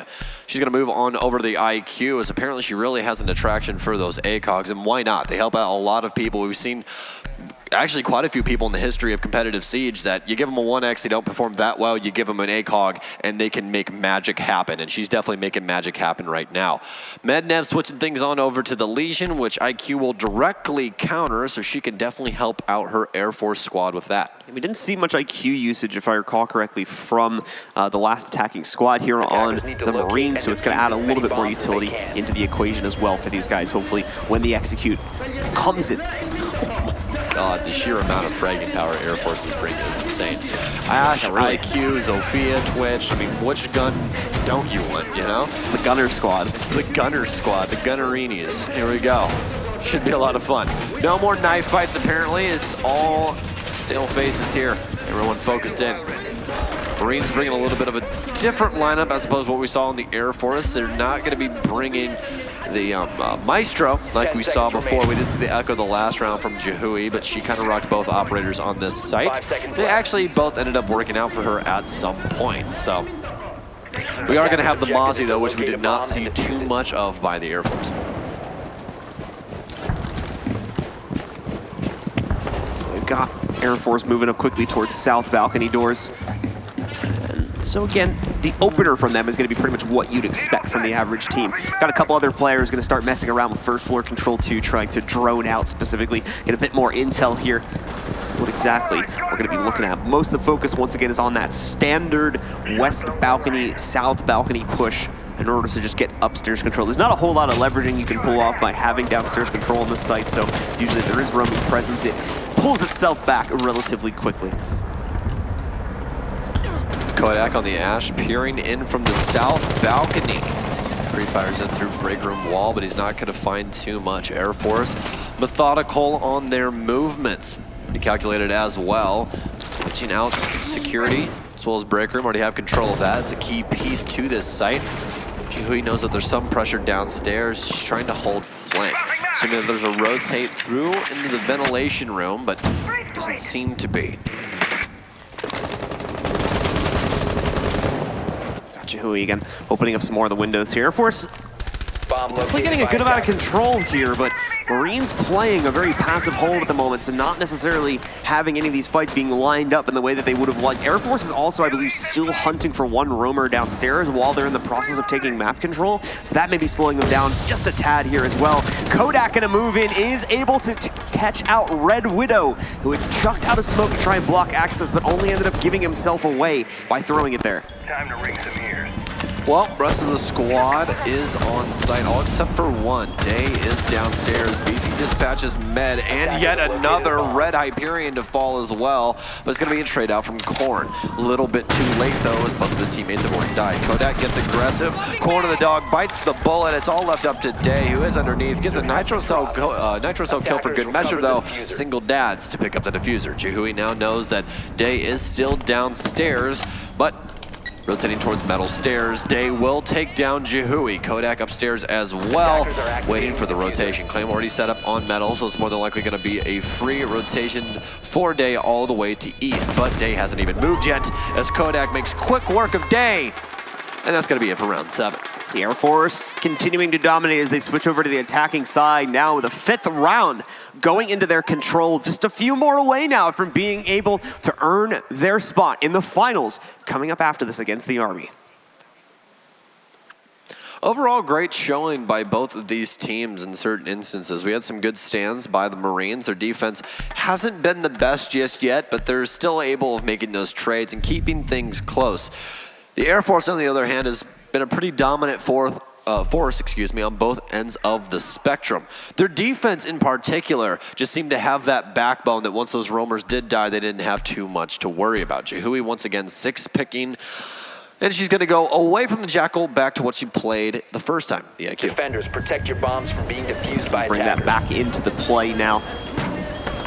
Marines will stick with this site, trying to win out the upstairs site yet again. Coming close, they're definitely doing a good job at leveling down the timer and more importantly, wasting the Air Force's time. Yeah, the roaming, or just trying to keep them out of the site. But unfortunately, when push came to shove, the Air Force was able to work their way in and get that control. So, gonna have the same thing being attempted yet again. Let's see if the Marines can pick it up a bit here. 10 seconds. Hopefully so. I mean, worst case scenario, stack up and just start going for kills, you know? Why not? You're on stage, you only have one shot, one opportunity to try and prove something. Bring a little bit of flash, right? Yeah, I mean, try hey, something. The Air Force said that you ate crayons. Are you going to take that? I don't think so. Also, they all taste the same because they're all made out of the same stuff. They're just different colors. No, the colors taste different. Stop. Stop it. That's how that works, right? These aren't Starbursts. Yeah, but they're different colors, though. That has to mean they taste different. What if the smelly markers taste different? They smell different. They do smell different, but do they taste different? I guess you'll have to try that to find out. I'm not gonna try it to find out. And you guys shouldn't either. Do not attempt this at home. Do not attempt this. Anyways, Kodak bearing in towards metal, plenty of barbed wire in his way. There's actually a rotation made for him, but he's just gonna bag corn right off rip. He's inside the site. He's inside their kitchen, eating all the snacks. Red Widow to go down. Has one inside of Mini as well, but he's not wary of Day, who rotates in through Fountain to shut him down quickly. But now before he bags too, Single Dad's getting aggressive as well, as it appears to be Air Force that's going for the aggressive takes here instead of the Marines. BZ still hunting down one of his targets from the Marines right out in the hallway. He came so close to having the angle and might still get it in a second, but no, Guman gonna trip him up instead. Thankfully, Jihui is here to cover for her teammate. Oh, okay, Day. We're gonna see Day move in there. He gets dropped as Jihui saves her teammate's life once again. Should be able to get the revive off onto the Zofia here after a bit of delay, of course, just making sure no one else is gonna attempt to go for the trades once again. Jihui's the best player in the lobby. I mean, she's just fragging out on everything. Saving lives, saving sites, stopping diffuse plants. She's doing it all. What else could you possibly want from a teammate? And pivotal to that hallway hold right here. If she ends up going down there, it's not just her dead, it's BZ that goes down too, and that's pretty much the end of the round at that point. As we could have seen a clutch. Still plenty of time on the clock as you guys see the redrone come in, so the Air Force a lot more coordinated than you guys think, doing the regular steps to make sure that they know where the last two remaining members of the Marines are. But do they know that someone's deep archives? They do. Jihui with Red Hyperion is dead. It's fully outside for that too, rotated all the way over to window to get the better angle. So good communication also coming out here from the Air Force too. Oh my God. And Jihui with one more for us. I believe that's 3 or 4 on the round total. Beautiful play once again. I believe that's another 4K. Can we get, once we get back into game, can we get a scoreboard check real quick? Because I'm pretty sure Jihui's just running a clinic right now, to be completely honest with you. This has been such an impressive showing by her. Can we see the scoreboard real quick? If not, I'm sure we'll check it out once we get back in game in a second here. We'll probably check it out here in just a second. But Jihui going back to the IQ, and she's been making quick work of everybody with it, so why the hell not? Actually, no. We're going to go to the Finca. Uh-oh. Could this be an LMG play? I'm down with it. I'm completely down with having some having some LMG play here. Excuse me, pardon my French. So if you guys don't know, if she does stick the Finca, we'll walk down this list real quick. But we actually have a couple of new operators to the list. And for everybody watching, whether it be their significant other, friends, or whatever at home, we'll walk you through these operators real quick just so you know a little bit more about the game. So we'll start our list off with Dokkaebi, which is the operator with the funny looking little emoji thing on the blue bar. And it's getting ran by believe it's BZ, yes. So there's the scoreboard. We actually have Jihui at 6-1 as well as Kodak at 6-1. So those two just literally holding a duffel bag with their other 3 teammates in it. Yeah. But Dokkaebi has logic bombs, which is a phone call that goes to the phone that you see the defense hop on when they look at cameras. And it vibrates the phone, and it's very audible to the offense. So they use that as a sound cue to know where people are. Very useful operator in that regard. Important for those stats, of course, guys. Due to the rehost, we don't have the full stats right now, so we are missing a couple of rounds from that score that we just took a look at. I think she's plus 10 at this point, to be completely honest with you. She had that one, there was the 3 or 4K hold she had upstairs a couple rounds back as well. Oh no, Day. Can't throw him out the window until the round starts, my man. So that one's lost. What? Oh my God. Are they going all DMR? BZ, is that ACOG? Oh no. It's open. Oh, they're full sending it, and they don't have a clue. Marines don't know what's about to hit them. Kodak making the run in with the first 2, possibly 3 kills. Never mind. Red Widow denies it. Single Dads with a strike back as well, as the Air Force is maintaining, but the Marines are fighting back. They've only got 1 player left alive, though. The Marines have Red Widow still standing up, but at the same time, he just got it down. So now we're into a 1v1, but the Air Force will win it at the end of the day, as they take control on a rush play and shut down the match as well.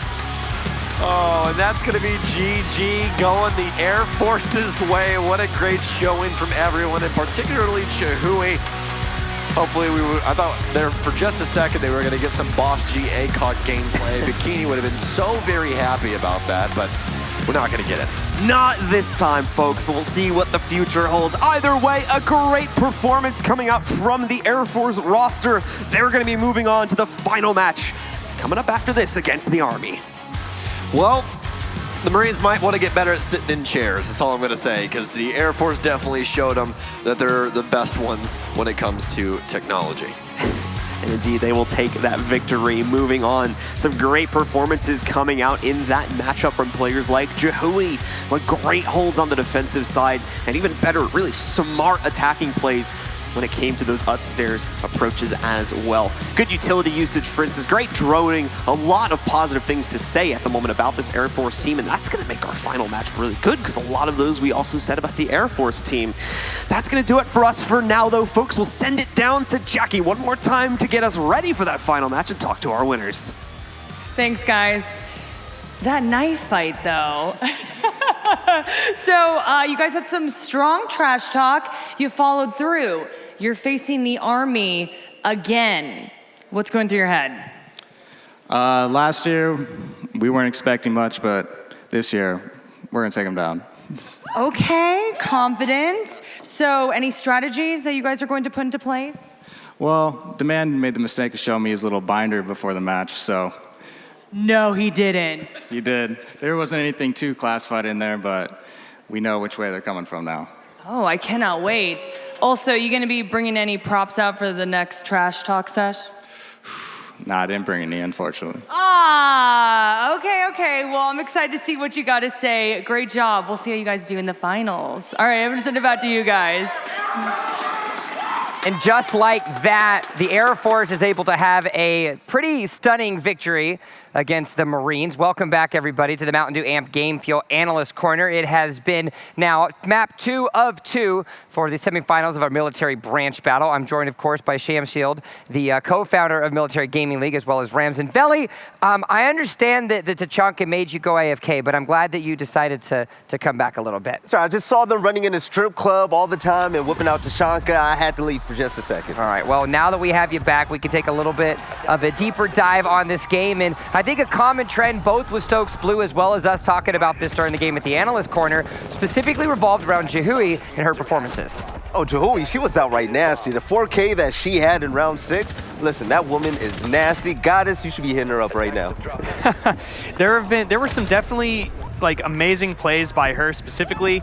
We saw some good angles from single dads, and you know, when you're looking at the Air Force roster and the way that they played, like I think that they played the most coordinated of all the branches so far. From what we've seen, like I don't think that there was really any question as to who was more organized, but that just, you know, comes down to who spends more time sitting in chairs. Isn't the rumor between Air Force and Marines that only one of them are actually smart? Yes, it is. But we did see from the Marines, they showed off their hand-to-hand tactical prowess with the knife fight, Red Hyperion. I mean, who else would you want in a knife? Would you want to knife fight a guy named Red Hyperion? Because I wouldn't. Okay, that was impressive. I'm part Puerto Rican, so I thought I was great at knife fights. But the Marines, Red Hyperion, he went off. That was disgusting. That's a backstory that I don't think we even have like the time, the clearance, let alone the approval to even go down. So I'm just gonna take that one and it's gonna get right into like my breast coat pocket. But we did get to see strong showings, of course, from all 4 of the branches. It was a pretty good showing, and you're really getting to see and highlight what they had from the Military Gaming League. Isn't that right? Yeah, it was awesome. I think a lot of people kind of saw it going this way with the Air Force taking the win. So it's really cool there. Jihui, though, the cool thing about Jihui is that, you know, being from a male-dominated industry, the military, and then also coming into a male-dominated industry, the esports in general, you know, having a female that good that gets to shine like that and be the cornerstone and kind of, you know, elevate the women presence in esports is just awesome to watch. At the end of the day, another player, and everybody has the capabilities to succeed. And we can actually show some of the successes that the Air Force were able to bring with my delightful little friend Emzo over here, of course, at the telestration. Emzo, it was quite an experiential thing to see what some of these teams were doing because it was definitely apart from the norm. Yeah, absolutely. I mean, Air Force, obviously the standout here. Very good play for them. I mean, there was a couple standout players, but obviously the one that's been mentioned quite a bit, Jihui. We have one of the clips here, just showing some of the standout support play as well, not just fragging out. You had this moment here where Jihui just picked up BZ as a teammate, was setting up, but it wasn't just frags, like I said. It was going here, moving into a location where they could safely drone, and actually just sets up here to drone for BZ, so BZ can come around to try and make a play. They still have quite a bit of time left, which works in their benefit, but just making sure that they can play securely, because BZ's low on HP, you can see just getting back up, only has that 20 HP. They have to make sure that BZ's able to make a play.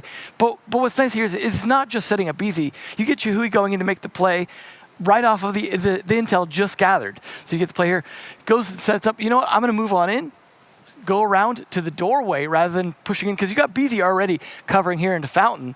You don't need to make a play inside offices. So instead, knowing there's a player playing right here, Red Hyperion, just goes around for the door bang.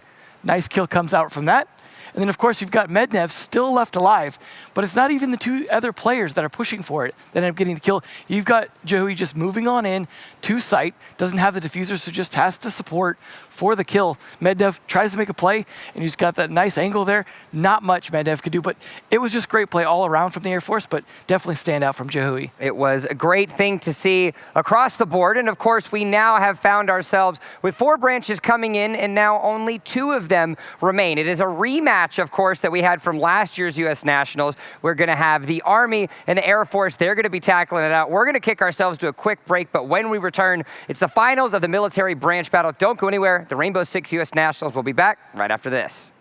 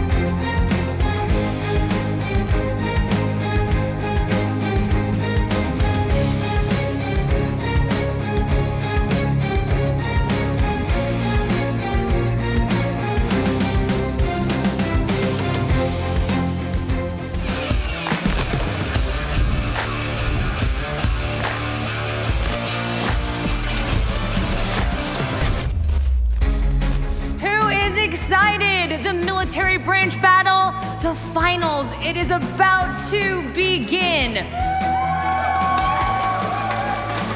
You guys are amped up. I understand why. Will the Air Force reclench the title of Team USA, or will the Army get their revenge?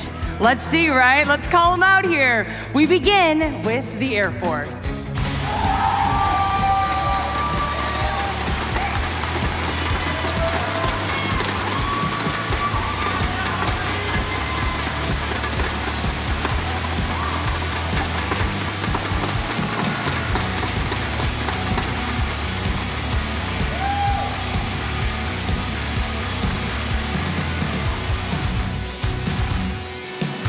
Their opponent, the Army.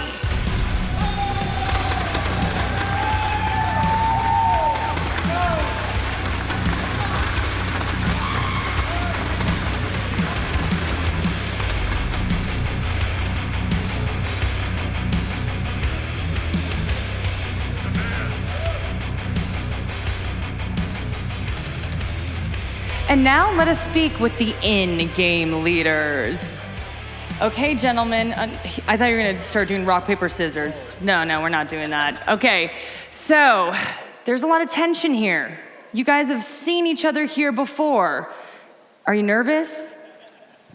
Not nervous at all, and you know what? We just want to get right to the game, so we're gonna settle this like gentlemen. Let's do a thumb war, BZ. Oh, thumb war, okay. No trash talk. The only thing I have to say is there can only be one bandana on this stage. Oh, throwing some shade over there. Okay, let's see.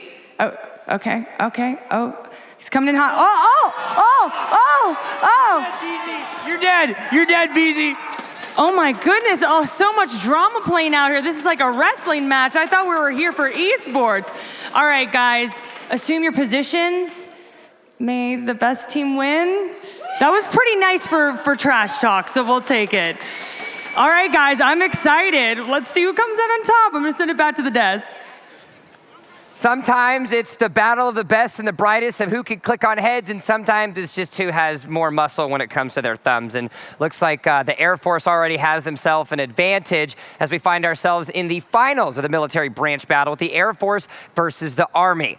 Welcome back to the desk. This is the Mountain Dew Amp Game Fuel Analyst Corner. I'm Jump. I've got Sham Shield, Rams, and Veli. Gentlemen, we've already got to see both of these teams before, and it was a decimation in favor of both of them, and now they're gonna have to play each other. Just like that thumb war battle, I feel like Air Force is going to run away with it. With Jahui on board as well, this is going to be a slaughter. Yeah, Jahui's stand-up performance, and then you said that there was a roster change, Sham, that you wanted to discuss? Yeah, so Templar, well, Y-Line was acting as a coach sub, and we kind of wanted to get everybody to play, so they made the deal with Templar that she was going to swap with him if they went to the finals. So now we're going to see two females playing on the Air Force team. It's going to be Y-Line in for Templar, so it's going to be really cool. Something we're definitely going to have to keep ourselves an out for. But not only do we have Jahui, that all of the creativeness that she was able to create, but we also have to keep our eyes on Demand. He certainly showed up, and definitely having a roster surrounding him that has that support could be an opportunity for the Army to get themselves a victory this year in the military branch battle. Yeah, last year was not such a good showing from them, but now I think that this team is better, but also the Air Force team looks better at the same time. Yeah. We haven't seen, you said her name was Y-Lime? Y-Lime, yeah. Yeah, we have not seen Y-Lime play yet, but apparently she's better than Templar, so following the trend of Jahui, I think that adding her to the roster is an upgrade. Could be a big opportunity. We're going to get the map started in just a second. Everybody's kind of getting themselves figured out. The map veto is going to be done very shortly. Now, if you are the Air Force, what would it mean? Actually, no, we're going to flip this around. You're the one supporting the Army on this, and clearly it's your prediction. Last year, little difficult. What would it mean to be able to kind of come back with the military branch battle being bigger than what it was last year and actually being able to get some revenge? Right, I think getting back and beating someone that annihilated you last year is going to be what motivates these guys to come out and bring their A game. We've already seen it. They're pretty strong, and so playing against the team that smashed them last year, it's going to bring more motivation, and they're going to be ready to go, I think. And I mean, when they win, Yeah, can't be biased, but when they win, it'll be a good celebration for them. All right, well, let's go to take a look at the map veto and see what we actually have available for everybody. Remember, it's still a best-of-1 format, 13 rounds, first to 7, no overtime. So a little bit different from what we saw. It does look like, oh, is it a best-of-3? Am I wrong? It is a best-of-3. Ooh. Okay, that's well. spicy. It is. Can we get confirmation that it is a best of 3, or is it still a best of 1? Okay, it's a best of 1. I'm sorry that we're gonna blame Veli on that one. Why me, man? Because you ran away and you left me alone with Rams. That's fair. Villa is where we're going to be going. So Cafe and Border were both banned away as well. So we're going to be at Villa. So now we are on a different map for the 3rd time in a row here. Now that we've seen both of these teams, Rams, and their play styles, how do we feel like is going to be a benefit for Villa? I think that they're going to match up pretty well on Villa, because I think that both the teams have been practicing, and I think that there's no reason why that we wouldn't see them put together some interesting strategies. I also think that playing on a map like Villa opens up opportunities for some players to have some more individual standout performances, like on the roam game, because Villa is a very large map, and there are lots of little corners people can hide in if they choose to. So I think that we're going to see a lot of flanking on defense. I feel like Air Force, they're way more prepared when it comes to the strategic side of things. You saw Single Daz abusing nerdy little angles, utilizing the verticality that was on Border, and it was really good. So this team, they definitely have a lot of experience and a lot of smarts behind their game plan. Well, we're getting ourselves loaded in just a second, and it is very clear to know what your prediction is going to be, Sham Shield. But Veli, Rams, gentlemen, it's a best of 1. What do we have, Air Force or Army? Well, he can be biased. Let him go first. Air Force. All right, Air Force, what about Army. you? All right, Air Force, Army. We got 2 for Army. We got 1 for Air Force, and we got a map that's ready to rock and roll. Villa is loaded. The military branch battle finals are about to begin. It is the Air Force versus the Army. Stokes and blue, gentlemen, will a Tachanka be back? And which one's coming out on top? All right, well, let's find out, ladies and gentlemen. It is our branch battle final, as we have the Air Force going up against the Army in a best of 1 on Villa. Same as our previous 2 matches. It is going to go the full distance as a competitive match would go. 1st to 7 will win, but an important caveat, we don't have draws and we don't have the possibility of overtime. Yep, so we have to have a definite winner here on Villa inside of regulation. Excuse me, we're gonna have a max amount of rounds of, I believe, 13.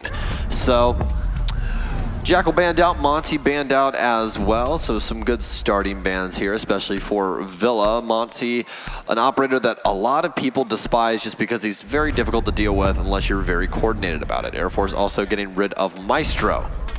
Maestro, apparently a favorite of Mad Dog, as he's not happy about that one.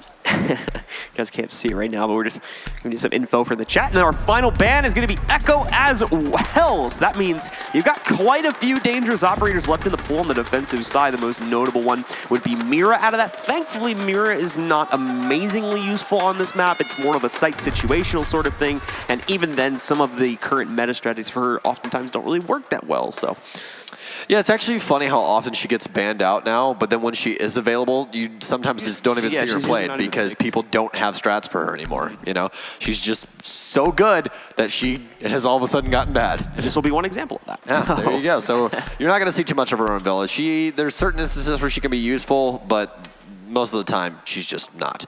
So we are going to still stick around with Vigil. We saw a lot of Vigil play over the last 2 games. Tara going to stick onto the Mozzie as well. The person to look forward to seeing, though, will be Demand on the Jaeger. And we're going for it again, folks. They went right for it this time. Going right for it. Going straight for the throat. Got to start off earlier. Let's see, they're going to be on Trophy Statuary, I believe, too, to start things out here. That would indeed be the case. So let's see where that gun is going to end up at. McQ bringing it in this time here.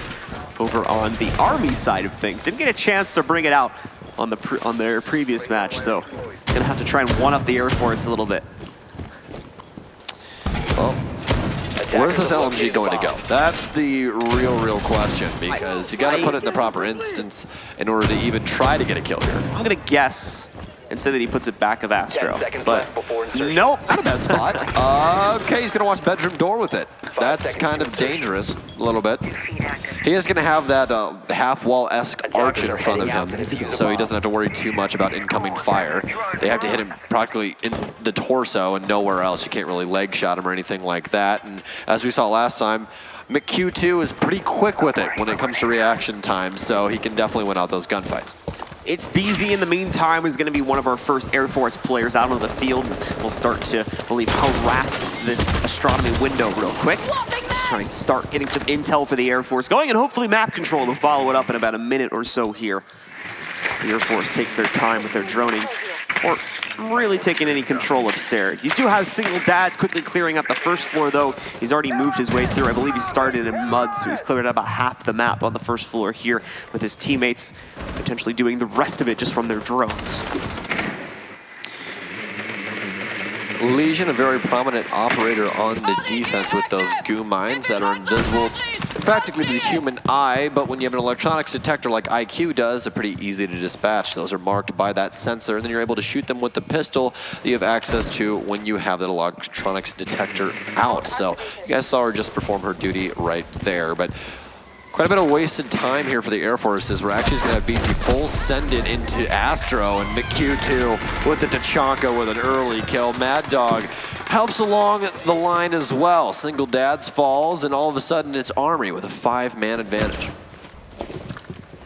Lime on his way up here as well with a nice find on Mad Dog. Eliminates him, but the Army trades it right back as Demand jumps into the fight on Jaeger to find a pick on Kodak, who was just moving up red stairs.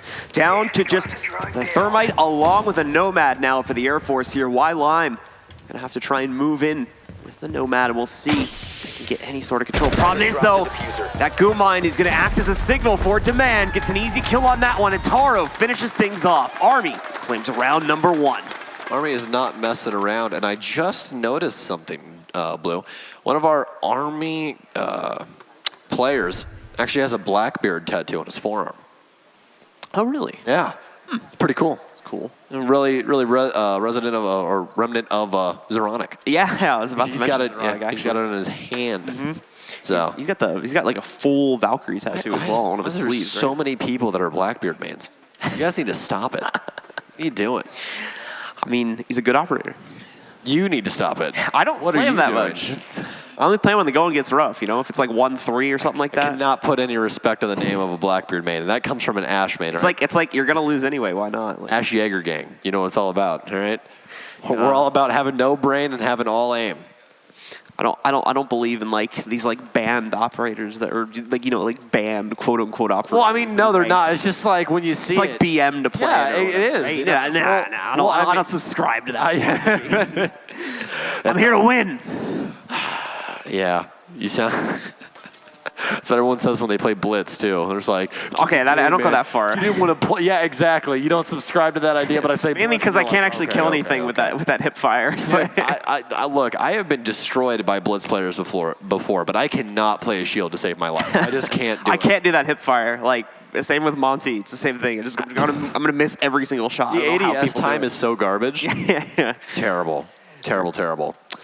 All right, guys, we are just getting back in as we're doing our best to try and fill here as we had a little bit of a tech pause, but we're getting things fixed, and we're already back into the 6-pick. They're just making sure that the lobby will launch.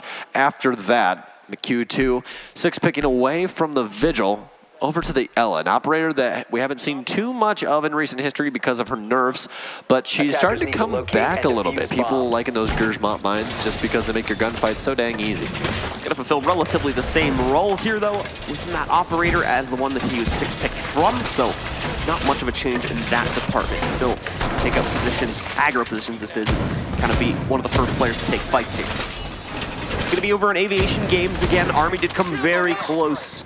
Or excuse me, Army did win out, I should say, back over on Trophy, which was their first strike instead of Aviation and Games, excuse me. So now Air Force will have to go for the attack on this one, and hopefully they'll have better luck this time getting the control. The thing is, though, is the large majority of the action that did transpire happened near the Aviation and Games site, so for the most part, Air Force is going to be running through the same steps they ran through in the previous round here.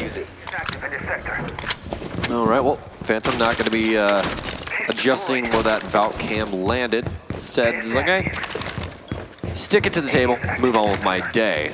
Looking for a couple other creative areas. This is an angle that we saw utilized yesterday in one of the Villa games that you and I casted. So a creative way to, hold down main stairs. You can actually see the bottom of the staircase. And if you have someone play main, helps out quite a lot. Drone's now coming into the main master bedroom here. Kodak and the rest of the squad on the offense pour in. They do have some Valkyrie cams to help them out, as well as Dog waiting inside of Astronomer. Kodak. Moment looking for anything that he can take out with those electronics detector. Unfortunately, wasn't able to detect that goo mine, so he's going to end up running into it. It'll take a small amount of damage. Not really in a dangerous position at the moment, so it's easy to put that. Whoa, Mad Dog looking at the feet right there. Ends up getting taken out by Kodak on a random push. That doesn't go that well. The member of the army that gets timed out. Oh, Villa, a very complicated map to clear properly, and as you can see, the Air Force not having the best time with it right now. Jihui a pre-fire for good measure down the astronomy stairs. Kodak moving in through trophy room. Pretty standard take so far for the Air Force on this map. Just a standard north to south clear. Get those drones going, get some information gaming, and most importantly, find demand, because this man has been running amok of every single team that has sat down across from him. Cannot allow him to continue this. With Jackal off the field, it's going to be a lot more difficult to keep a beat on him as well. Could always pick over to the Dokkaebi or some other kind of utility in order to help you deal with this roam game. From the queue, who's trying to, I hear that drone too. Trying to figure out where exactly it's rolling in. It's into the right, it's on red Yeah, stairs. it's not going to go past him just yet. Oh, McHugh too. This is where that Scorpion is so very dangerous. Phantom with the pre-fire, bringing up the Toby eye tracker. Sees one in the hallway, thinks he can peek out. He's actually been down. Kodak trades out with demand, but doesn't take the fall for it. Nitro still comes out. He might end up getting the kill for that anyways. McHugh 2 on the other end takes down one, but traded out immediately by BZ. Kodak still down. It's only McHugh 2. He has to win these out. Sprint puts the gun away by accident, pulls it up just in time to do quite a bit of damage to the Maverick. Rotates through study, sees one. Has the placement, but it's going to be prone angle for Kodak. Still can't win it. McHugh2 reads him like a book. Plant will be secured over inside of games. 90 control still locked in. You needing to read into bar, and he won't notice it. So BZ finishes off the round for the Air Force as they pick up the trade, finding round number 2 in their favor, and now locking us at a 1-1 scoreline. Slow goings by both teams here. Again, Villa, a very complex map, probably the most difficult one that we have currently inside of the map pool for roam clear and the like, just because there's so much square footing to this map. It's actually insane how large it is. You have that entire basement section, mid-floor, and the trophy statuary site on one end of the map, and then you still have an entire other segment that's the living room as well as the second standard site. I think it's the biggest comp map right now. Yeah, it is the biggest comp map. Yeah, there's a couple maps that might come close, but... Bank is not bigger because Bank has like that whole open area above lobby. Yeah. I would say maybe like Cafe, maybe the closest? Cafe is stacked on top of each other, so I really feel like it doesn't beat it out. Yeah, but that's a whole part of this game, though. I feel like you have to consider that. Yeah, but have you been in the basement of Villa? Yeah, that's true. That is. Yeah. I forgot about the basement. Yeah. The basement's like cheating on this map. We count that. All right, fair point. Fair point. You can literally make the basement its own map. Like, it's so big. So big. All right, fair point. So let's take a look now and see what the windup is going to be here for the Air Force in the next round. Army still sticking with this site. Again, although they managed to win out the first round, they come relatively close even towards the end of things here on round number 2, but fall just short. So not able to bring out that clutch in the 1v2 situation, but they think that they can do it on the second run around. So let's see if that's going to be true or not. It's a pretty good take by Air Force, prioritizing 90, which is something we talk about quite often on this map. That 90 hallway, you have long and short on either side of it. It's an area you'll want to try and hold on to. It's the entire backbone of the site. Once you have control of that, you have free reign to cut off rotations and what have you from that power position. One other place you really got to worry about is study, but it's not as important unless you want to try and go for the walls, which is a pretty standard thing as well. So it just depends on what the team's playstyle is, obviously. McHugh2 going to be on the roam game once again. Keep your eye on the Bandit as well. It's a man that's been running amok of everybody. Single that's gets thrown up here. He's getting a good amount of intel off that. Finds the position of both of the Mozzie along with the Mute, although either one of those can change positions on the turn of a dime, so it's not going to be actionable intel by the time they manage to get into the site with it. That's the real problem with the drone play right there. But at least they have a little bit of know-how now. Yeah, Army not too... right over the head. Phantom re-peeks, takes down Kodak. Adder McQ2 already picked up one downstairs, so the Ash and the IQ already dispatched. Only 3 remaining members for Air Force. Army well and far ahead, peeks in again. Can he continue on? He gets stunned, but it's not going to full blind him. Takes down single dads. I don't believe that they are ready for this peak. Beezy, quite a bit of damage done to him. This N59, he can breathe on him, and it downs him. He can't pick it up. He actually misses that second shot. A triple kill for him as he just continues to swing the door. Y-Line, only remaining member, gets in the fight with the Bandit, I do believe. Quite a bit of damage dealt. Pre-fires through, takes it quite a bit of damage on the Phantom as well, but nothing fatal just yet except the headshot as the rotate finally comes through Stunny. Army's going to take control of this one and in flawless fashion as well. Definitely a much better cleanup for what we saw on the previous round, where Air Force was able to take such solid control away from them due to kind of just rerunning a lot of what they did on round number 1. That time, not nearly the case, and we see a much, much cleaner affair from the Army. Now they have a chance to make it 3-1 here, too, as they get to roll back over to Trophy and Statuary, where they really were able to take control back in round number 1. Let's see, though, if the Air Force has learned their lesson from that past event.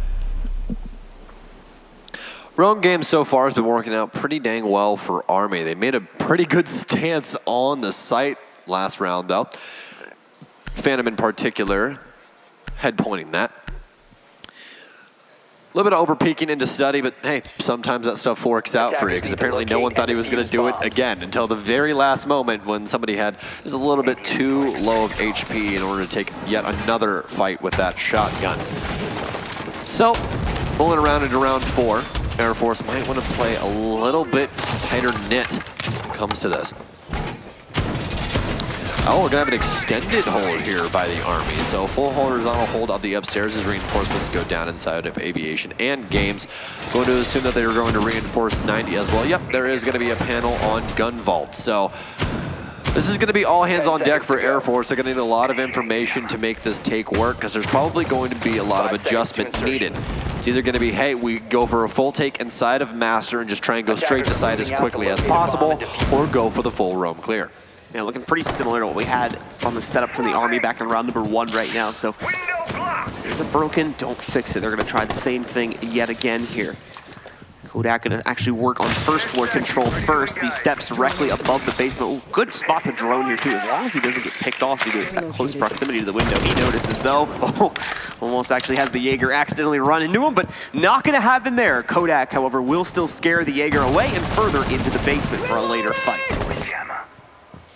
Well, McQ2 already abandoning ship as he rotates upstairs. Wants to try and play out his life as long as possible.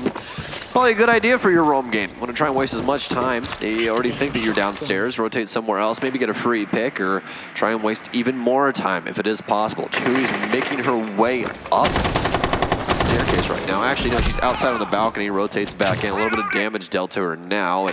She was just rappelling up the side of the building near the red staircase. McQ2 is actually on red stairs. Mad Dog still all the way off in Study, so still focused on that long hold here. Taro with the first kill into Kodak. That's going to be the Ash player. Taro all the way downstairs as well. Army holding on strong at this point. A lot of intel also being given again to Air Force. That doesn't necessarily mean they're going to be able to use it, though. They've had intel and good drone capabilities for the past couple of rounds here. The problem has been following it up in the execute itself. Oh, nice trick coming in there from Demand. He's able to deny the breach of the wall. C4 tossed over as well as they try to get one pickup with a nitro cell, but it's not going to work. Taro finding a nice little angle there after a second of spraying is going to be able to take out Y-Line. That's another one down for the Air Force, down to only their Twitch and Thatcher at this point in order to work their way in and scratch that, just the Thatcher now. Let's see what BZ has to offer us here in the 1v2. Well, Tara had a drone, droned out BZ, then I know he's near Astrology. But he rotates back in through bathroom towards Master. So Dog, obviously on the Legion, those goo mines are going to help him out quite a bit. BZ does still have 2 EMP grenades, so we're going to just drop those to mask his movement. Should help him out quite a bit inside of these gunfights. First one goes down, it's going to get eaten up by an ADS though. Making sure that no one can possibly rotate in behind him, looking for the secondary goo mine. Finally finds it.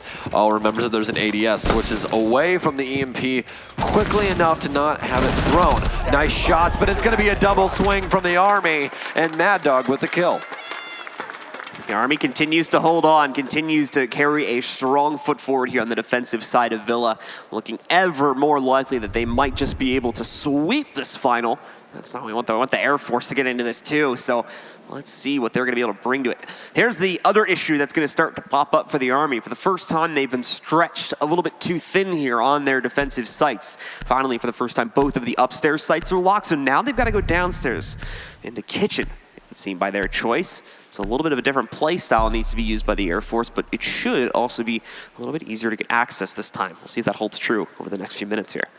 Yep, dining kitchen will be the site for the defense, as they've had a pretty good showing so far. Air Force just cannot find the pieces to the puzzle. Or they have the pieces, but they really haven't put the puzzle together, I guess is a better way to say that. Because right now it seems just very slow goings for them so far.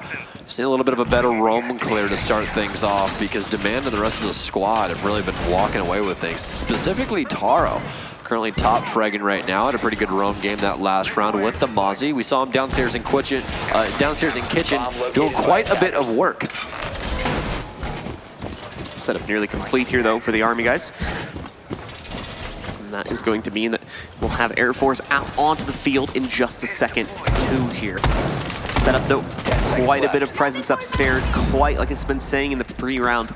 Quite a bit that Air Force is going to have you paying attention to. That'll be a huge part of this round, whether they're going to be able to stretch themselves thin enough to be able to take care of that without losing it and any resulting trades that may happen. They're trying to get aggressive upstairs. Well, as you were just talking about, top hold.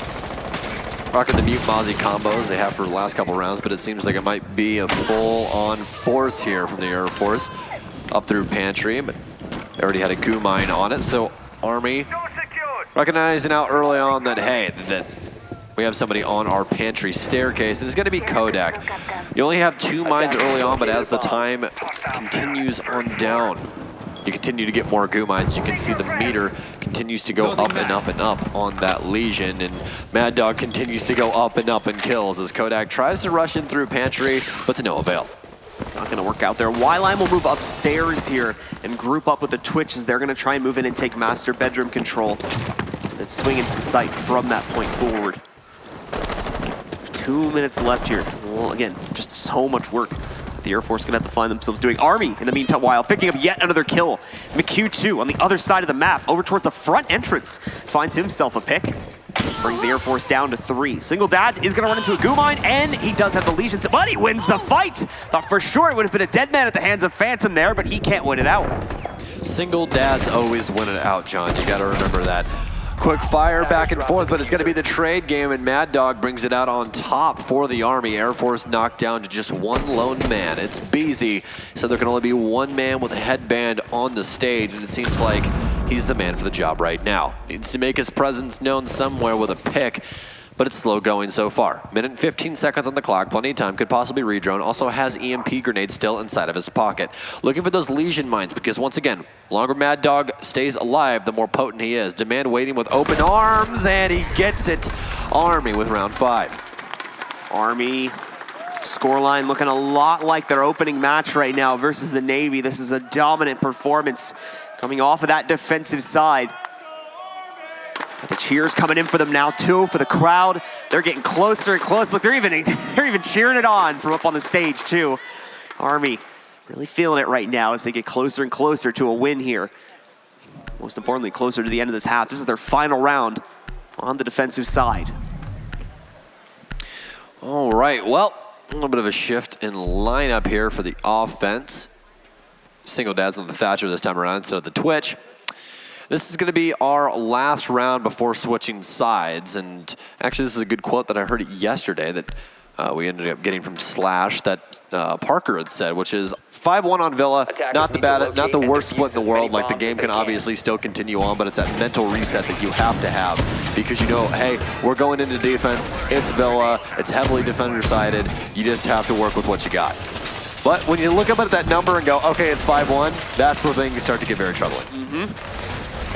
So the Air Force time to pick up the slack and find some round wins here. They've already managed to pick up 1 for themselves. Now it's time to see if they can get a little bit more going. Obviously, we're going to see Aviation Games get locked down pretty tight here.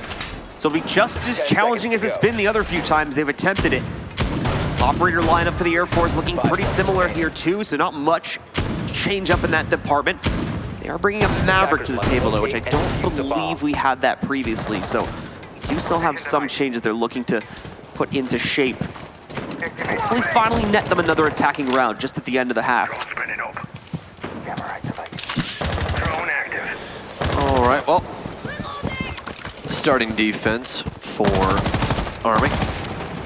Not too much of a line change for them. Still have the regular operators that they have been running. Still running the Mute Mozzie combo, as always. Seems to be a favorite of them on this map. Why not? Take as much of that drone economy as you can from the offense. Kodak working his way in here. The rest of the Air Force still lying in wait. Need to do just a little bit better on this drone game, but as we just mentioned, it's very difficult to do that with how many obstacles there are in the way. It seems that they want to work on the mid floor here since they've had such a trouble with working out these roamers. They have two entries stacked on top of each other. It's going to be the Zofia and the Ash, but they do have the angle upstairs. You currently see Demand playing towards main stairs. Drones lying in wait. Tar with a very nice angle, rips Kodak off rip. It's going to be the opening frag, which Army has had a majority of the time. It's the Air Force still keeping themselves together for the time being.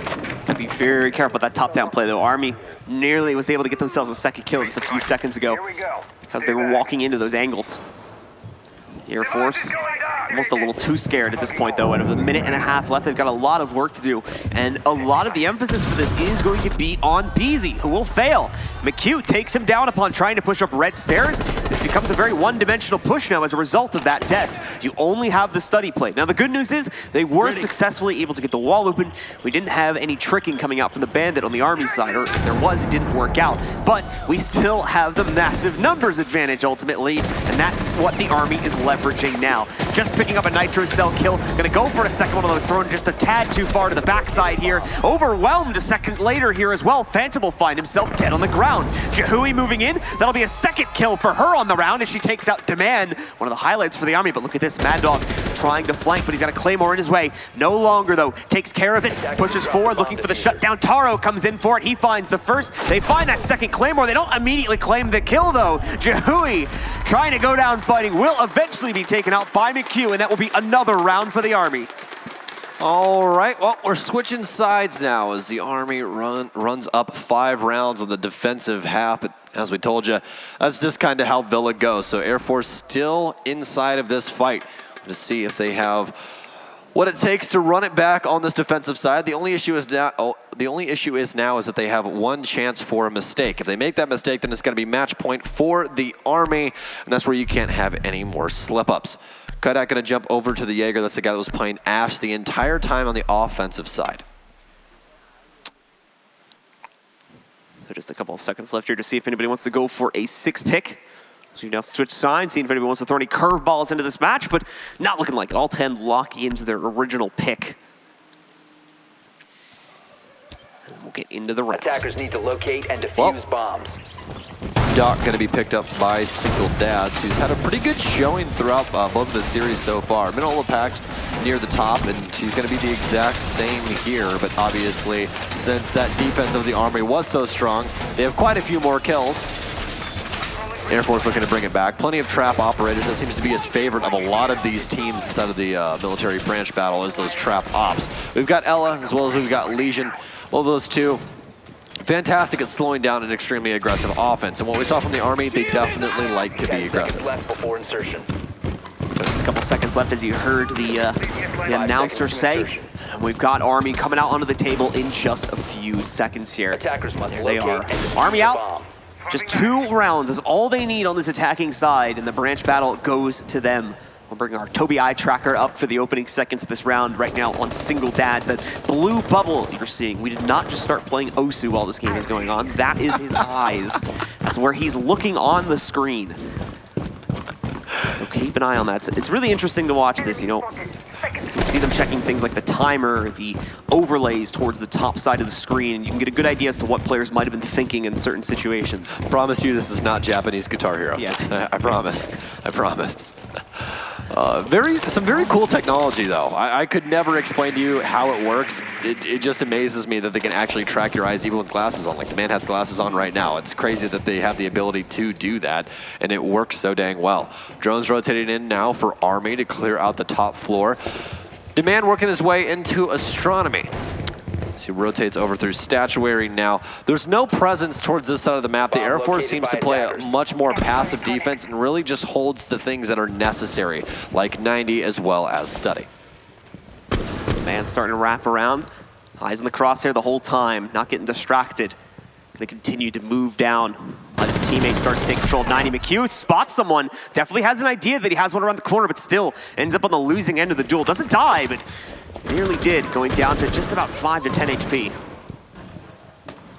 Frag grenade pouring in now. McHugh too, as you said, plenty of damage dealt to him. Second one primed and ready for Demand. Oh, it's gonna be a stun grenade, but Demand gets Kodak anyways. Doesn't really matter. That's gonna be a Jaeger. Kind of a funny thing when those do happen. No ADSs to save his life. So now Army has full control of 90. Demand shifting his sights apparently towards the other balcony. Single dads equalizes, and Jahui to add on. It's gonna be able to find that one. Taro moving in as well, gets a nice cutoff. Finds Jahui trying to transition into a different position. And that's evened it up once again into another 3v3. Remember, Army did lose partial control of their diffuser, which is what they're going back now to claim. It's going to be picked up by Mad Dog as he completes that rotate around on 90. No one on the Air Force there to remain on that and hold control of it. So now he'll regroup with Taro, and with some drone assistance, actually, after they take care of this barbed wire. Oh, unfortunately, ADS is going to stop him from taking care of the barbed wire. They'll start to move into this site and finally commit with about 30 seconds left. There's the first stun charge. Here they go. Well, no utility to try and stop him except for the toxic bands, but those are going to be placed wrong. Charles going to rip the head off a single Daz. Demand holding the opposite angle, peeks in towards Gunball Legion. Going to be lying in wait. It's Ling. Can't do enough damage and lets the diffuser go down. Now they're into the post plan. Air Force only having 2 remaining members. Army with 3 up and control of 90. It's going to be extremely difficult to try and rotate now as everything is down to crunch time. BZ looking to stick, but no. It's just going to be a bait, trying to get people to peek in. Y-Line wins out the first fight, BZ wins out the second. Oh, it's all down to Demand, gets one, it's going to be into the double. It's Ling though, challenges in, it's going to be the pre-fire, but Army with round 7, and that's going to be match point as they find their first offensive round. Man coming out big once again here. Hasn't been the single highlight this time as much as he was in the first map. You've got some of the other players like Taro really stepping it up right now as well, but in that performance there, clutches out the 1v2, gives the Army a very important round as it's going to put them up on match point as well as the entire tournament point here as well. Army only one more round away from winning today's branch battle. All right, well, a lot of Army fans in the crowd apparently, and here comes the meme train, folks. It's Dokkaebi, Glass, Fuse, Capitao, and Gridlock. Oh, wait, I lied. It is the sneaky girl. It is Nook. See, just waiting on that to get locked in, and there it is. Nook confirmed. So Nook will knock. And we'll see if anyone will answer. Attackers need to locate and I love you for that. I appreciate that. That was good. That was good. All right, well, we're gonna have the 2 invisible operators play against each other. Nook has a lot more redacted information about her as opposed to Vigil, though. You know everything about Vigil. You know like nothing about Nook. Yeah. At all. You don't know what she looks like. The only way that you know that she's a girl is because of her voice. That's it. Attackers have discovered the location of a bomb. Wait, is that true? They're not. If you go to her bio in game, everything is redacted. It just has black lines and says redacted. Redacted. I knew that most of it was. I thought they might have like at least had the sex like not like that, but I think it is also redacted, but obviously it's a female. You never know. Hey, there you go. It's kind of. Well, they also came out and said, yeah, it's a girl. Oh, okay. Well, yeah, they confirmed it. Yeah. So no, I'm not just spitballing here. I promise you. Would not do that. But so far for Air Force, pretty set in stone defense. Demand going to take quite a bit of damage, but it is Glass. You're supposed to play back and play with a sniper rifle and not get shot, so doesn't have to worry about that too much. Oh no, Phantom, bottom right. Is it going to bag any kills? He's looking for the Jaeger. He gets nothing. Army going to start moving in towards front door here. We'll see them move in to take control over the next few seconds. Only a start, really only a staging ground for these guys. What? Just what? I've never seen that happen before. Is this the part where I tell you that stun grenades do 5 damage? I knew that. Okay. I've still never seen that happen before. That's a yikes. I don't. So Army will accidentally kill one of their teammates by knocking them in the head with a flashbang. Rest All of the team, smokes. They don't have a glass. Taros might get this plant. Impact's coming in. It's actually going to be one, but no. More explosives pour in. Nitro Cell finally claims Taro. Phantom picks it up, but he's not going to have enough smoke cover, and the entire squad's there to shut him down. McQ2 on a long rotation all the way through benches, and it's going to be quickly dispatched. Air Force find their first defensive round. interesting strategy from the Army that time, but not really the way I think they hoped it would have panned out, especially after that team kill. Could you imagine throwing something at your friend and then he just dies? Especially if it's like the most important player on the team at that point, too. It's like, hey, we're about to throw like 6 smokes. No, I'm just saying like overall, like you're just playing like dodgeball. You like throw the ball at your friend, it hits him, he just kills over. It's like, oh, well. Okay. That's new. Yeah, that's not supposed to happen, folks. Guess I'm going to the principal's office. This was not in the simulations. All right, guys. Still match point here for the Army. They've got 4 rounds to work with. Taro is going to have some real fun this time if he sticks with it. Single Dads also, after what we just had in the last round. What a smart 6 pick. He's not taking any chances on flashbangs or whatever have you getting thrown at him. So he's going to bring the Warden into play with those smart glasses to just block out the utility. Yeah, got to deal with that.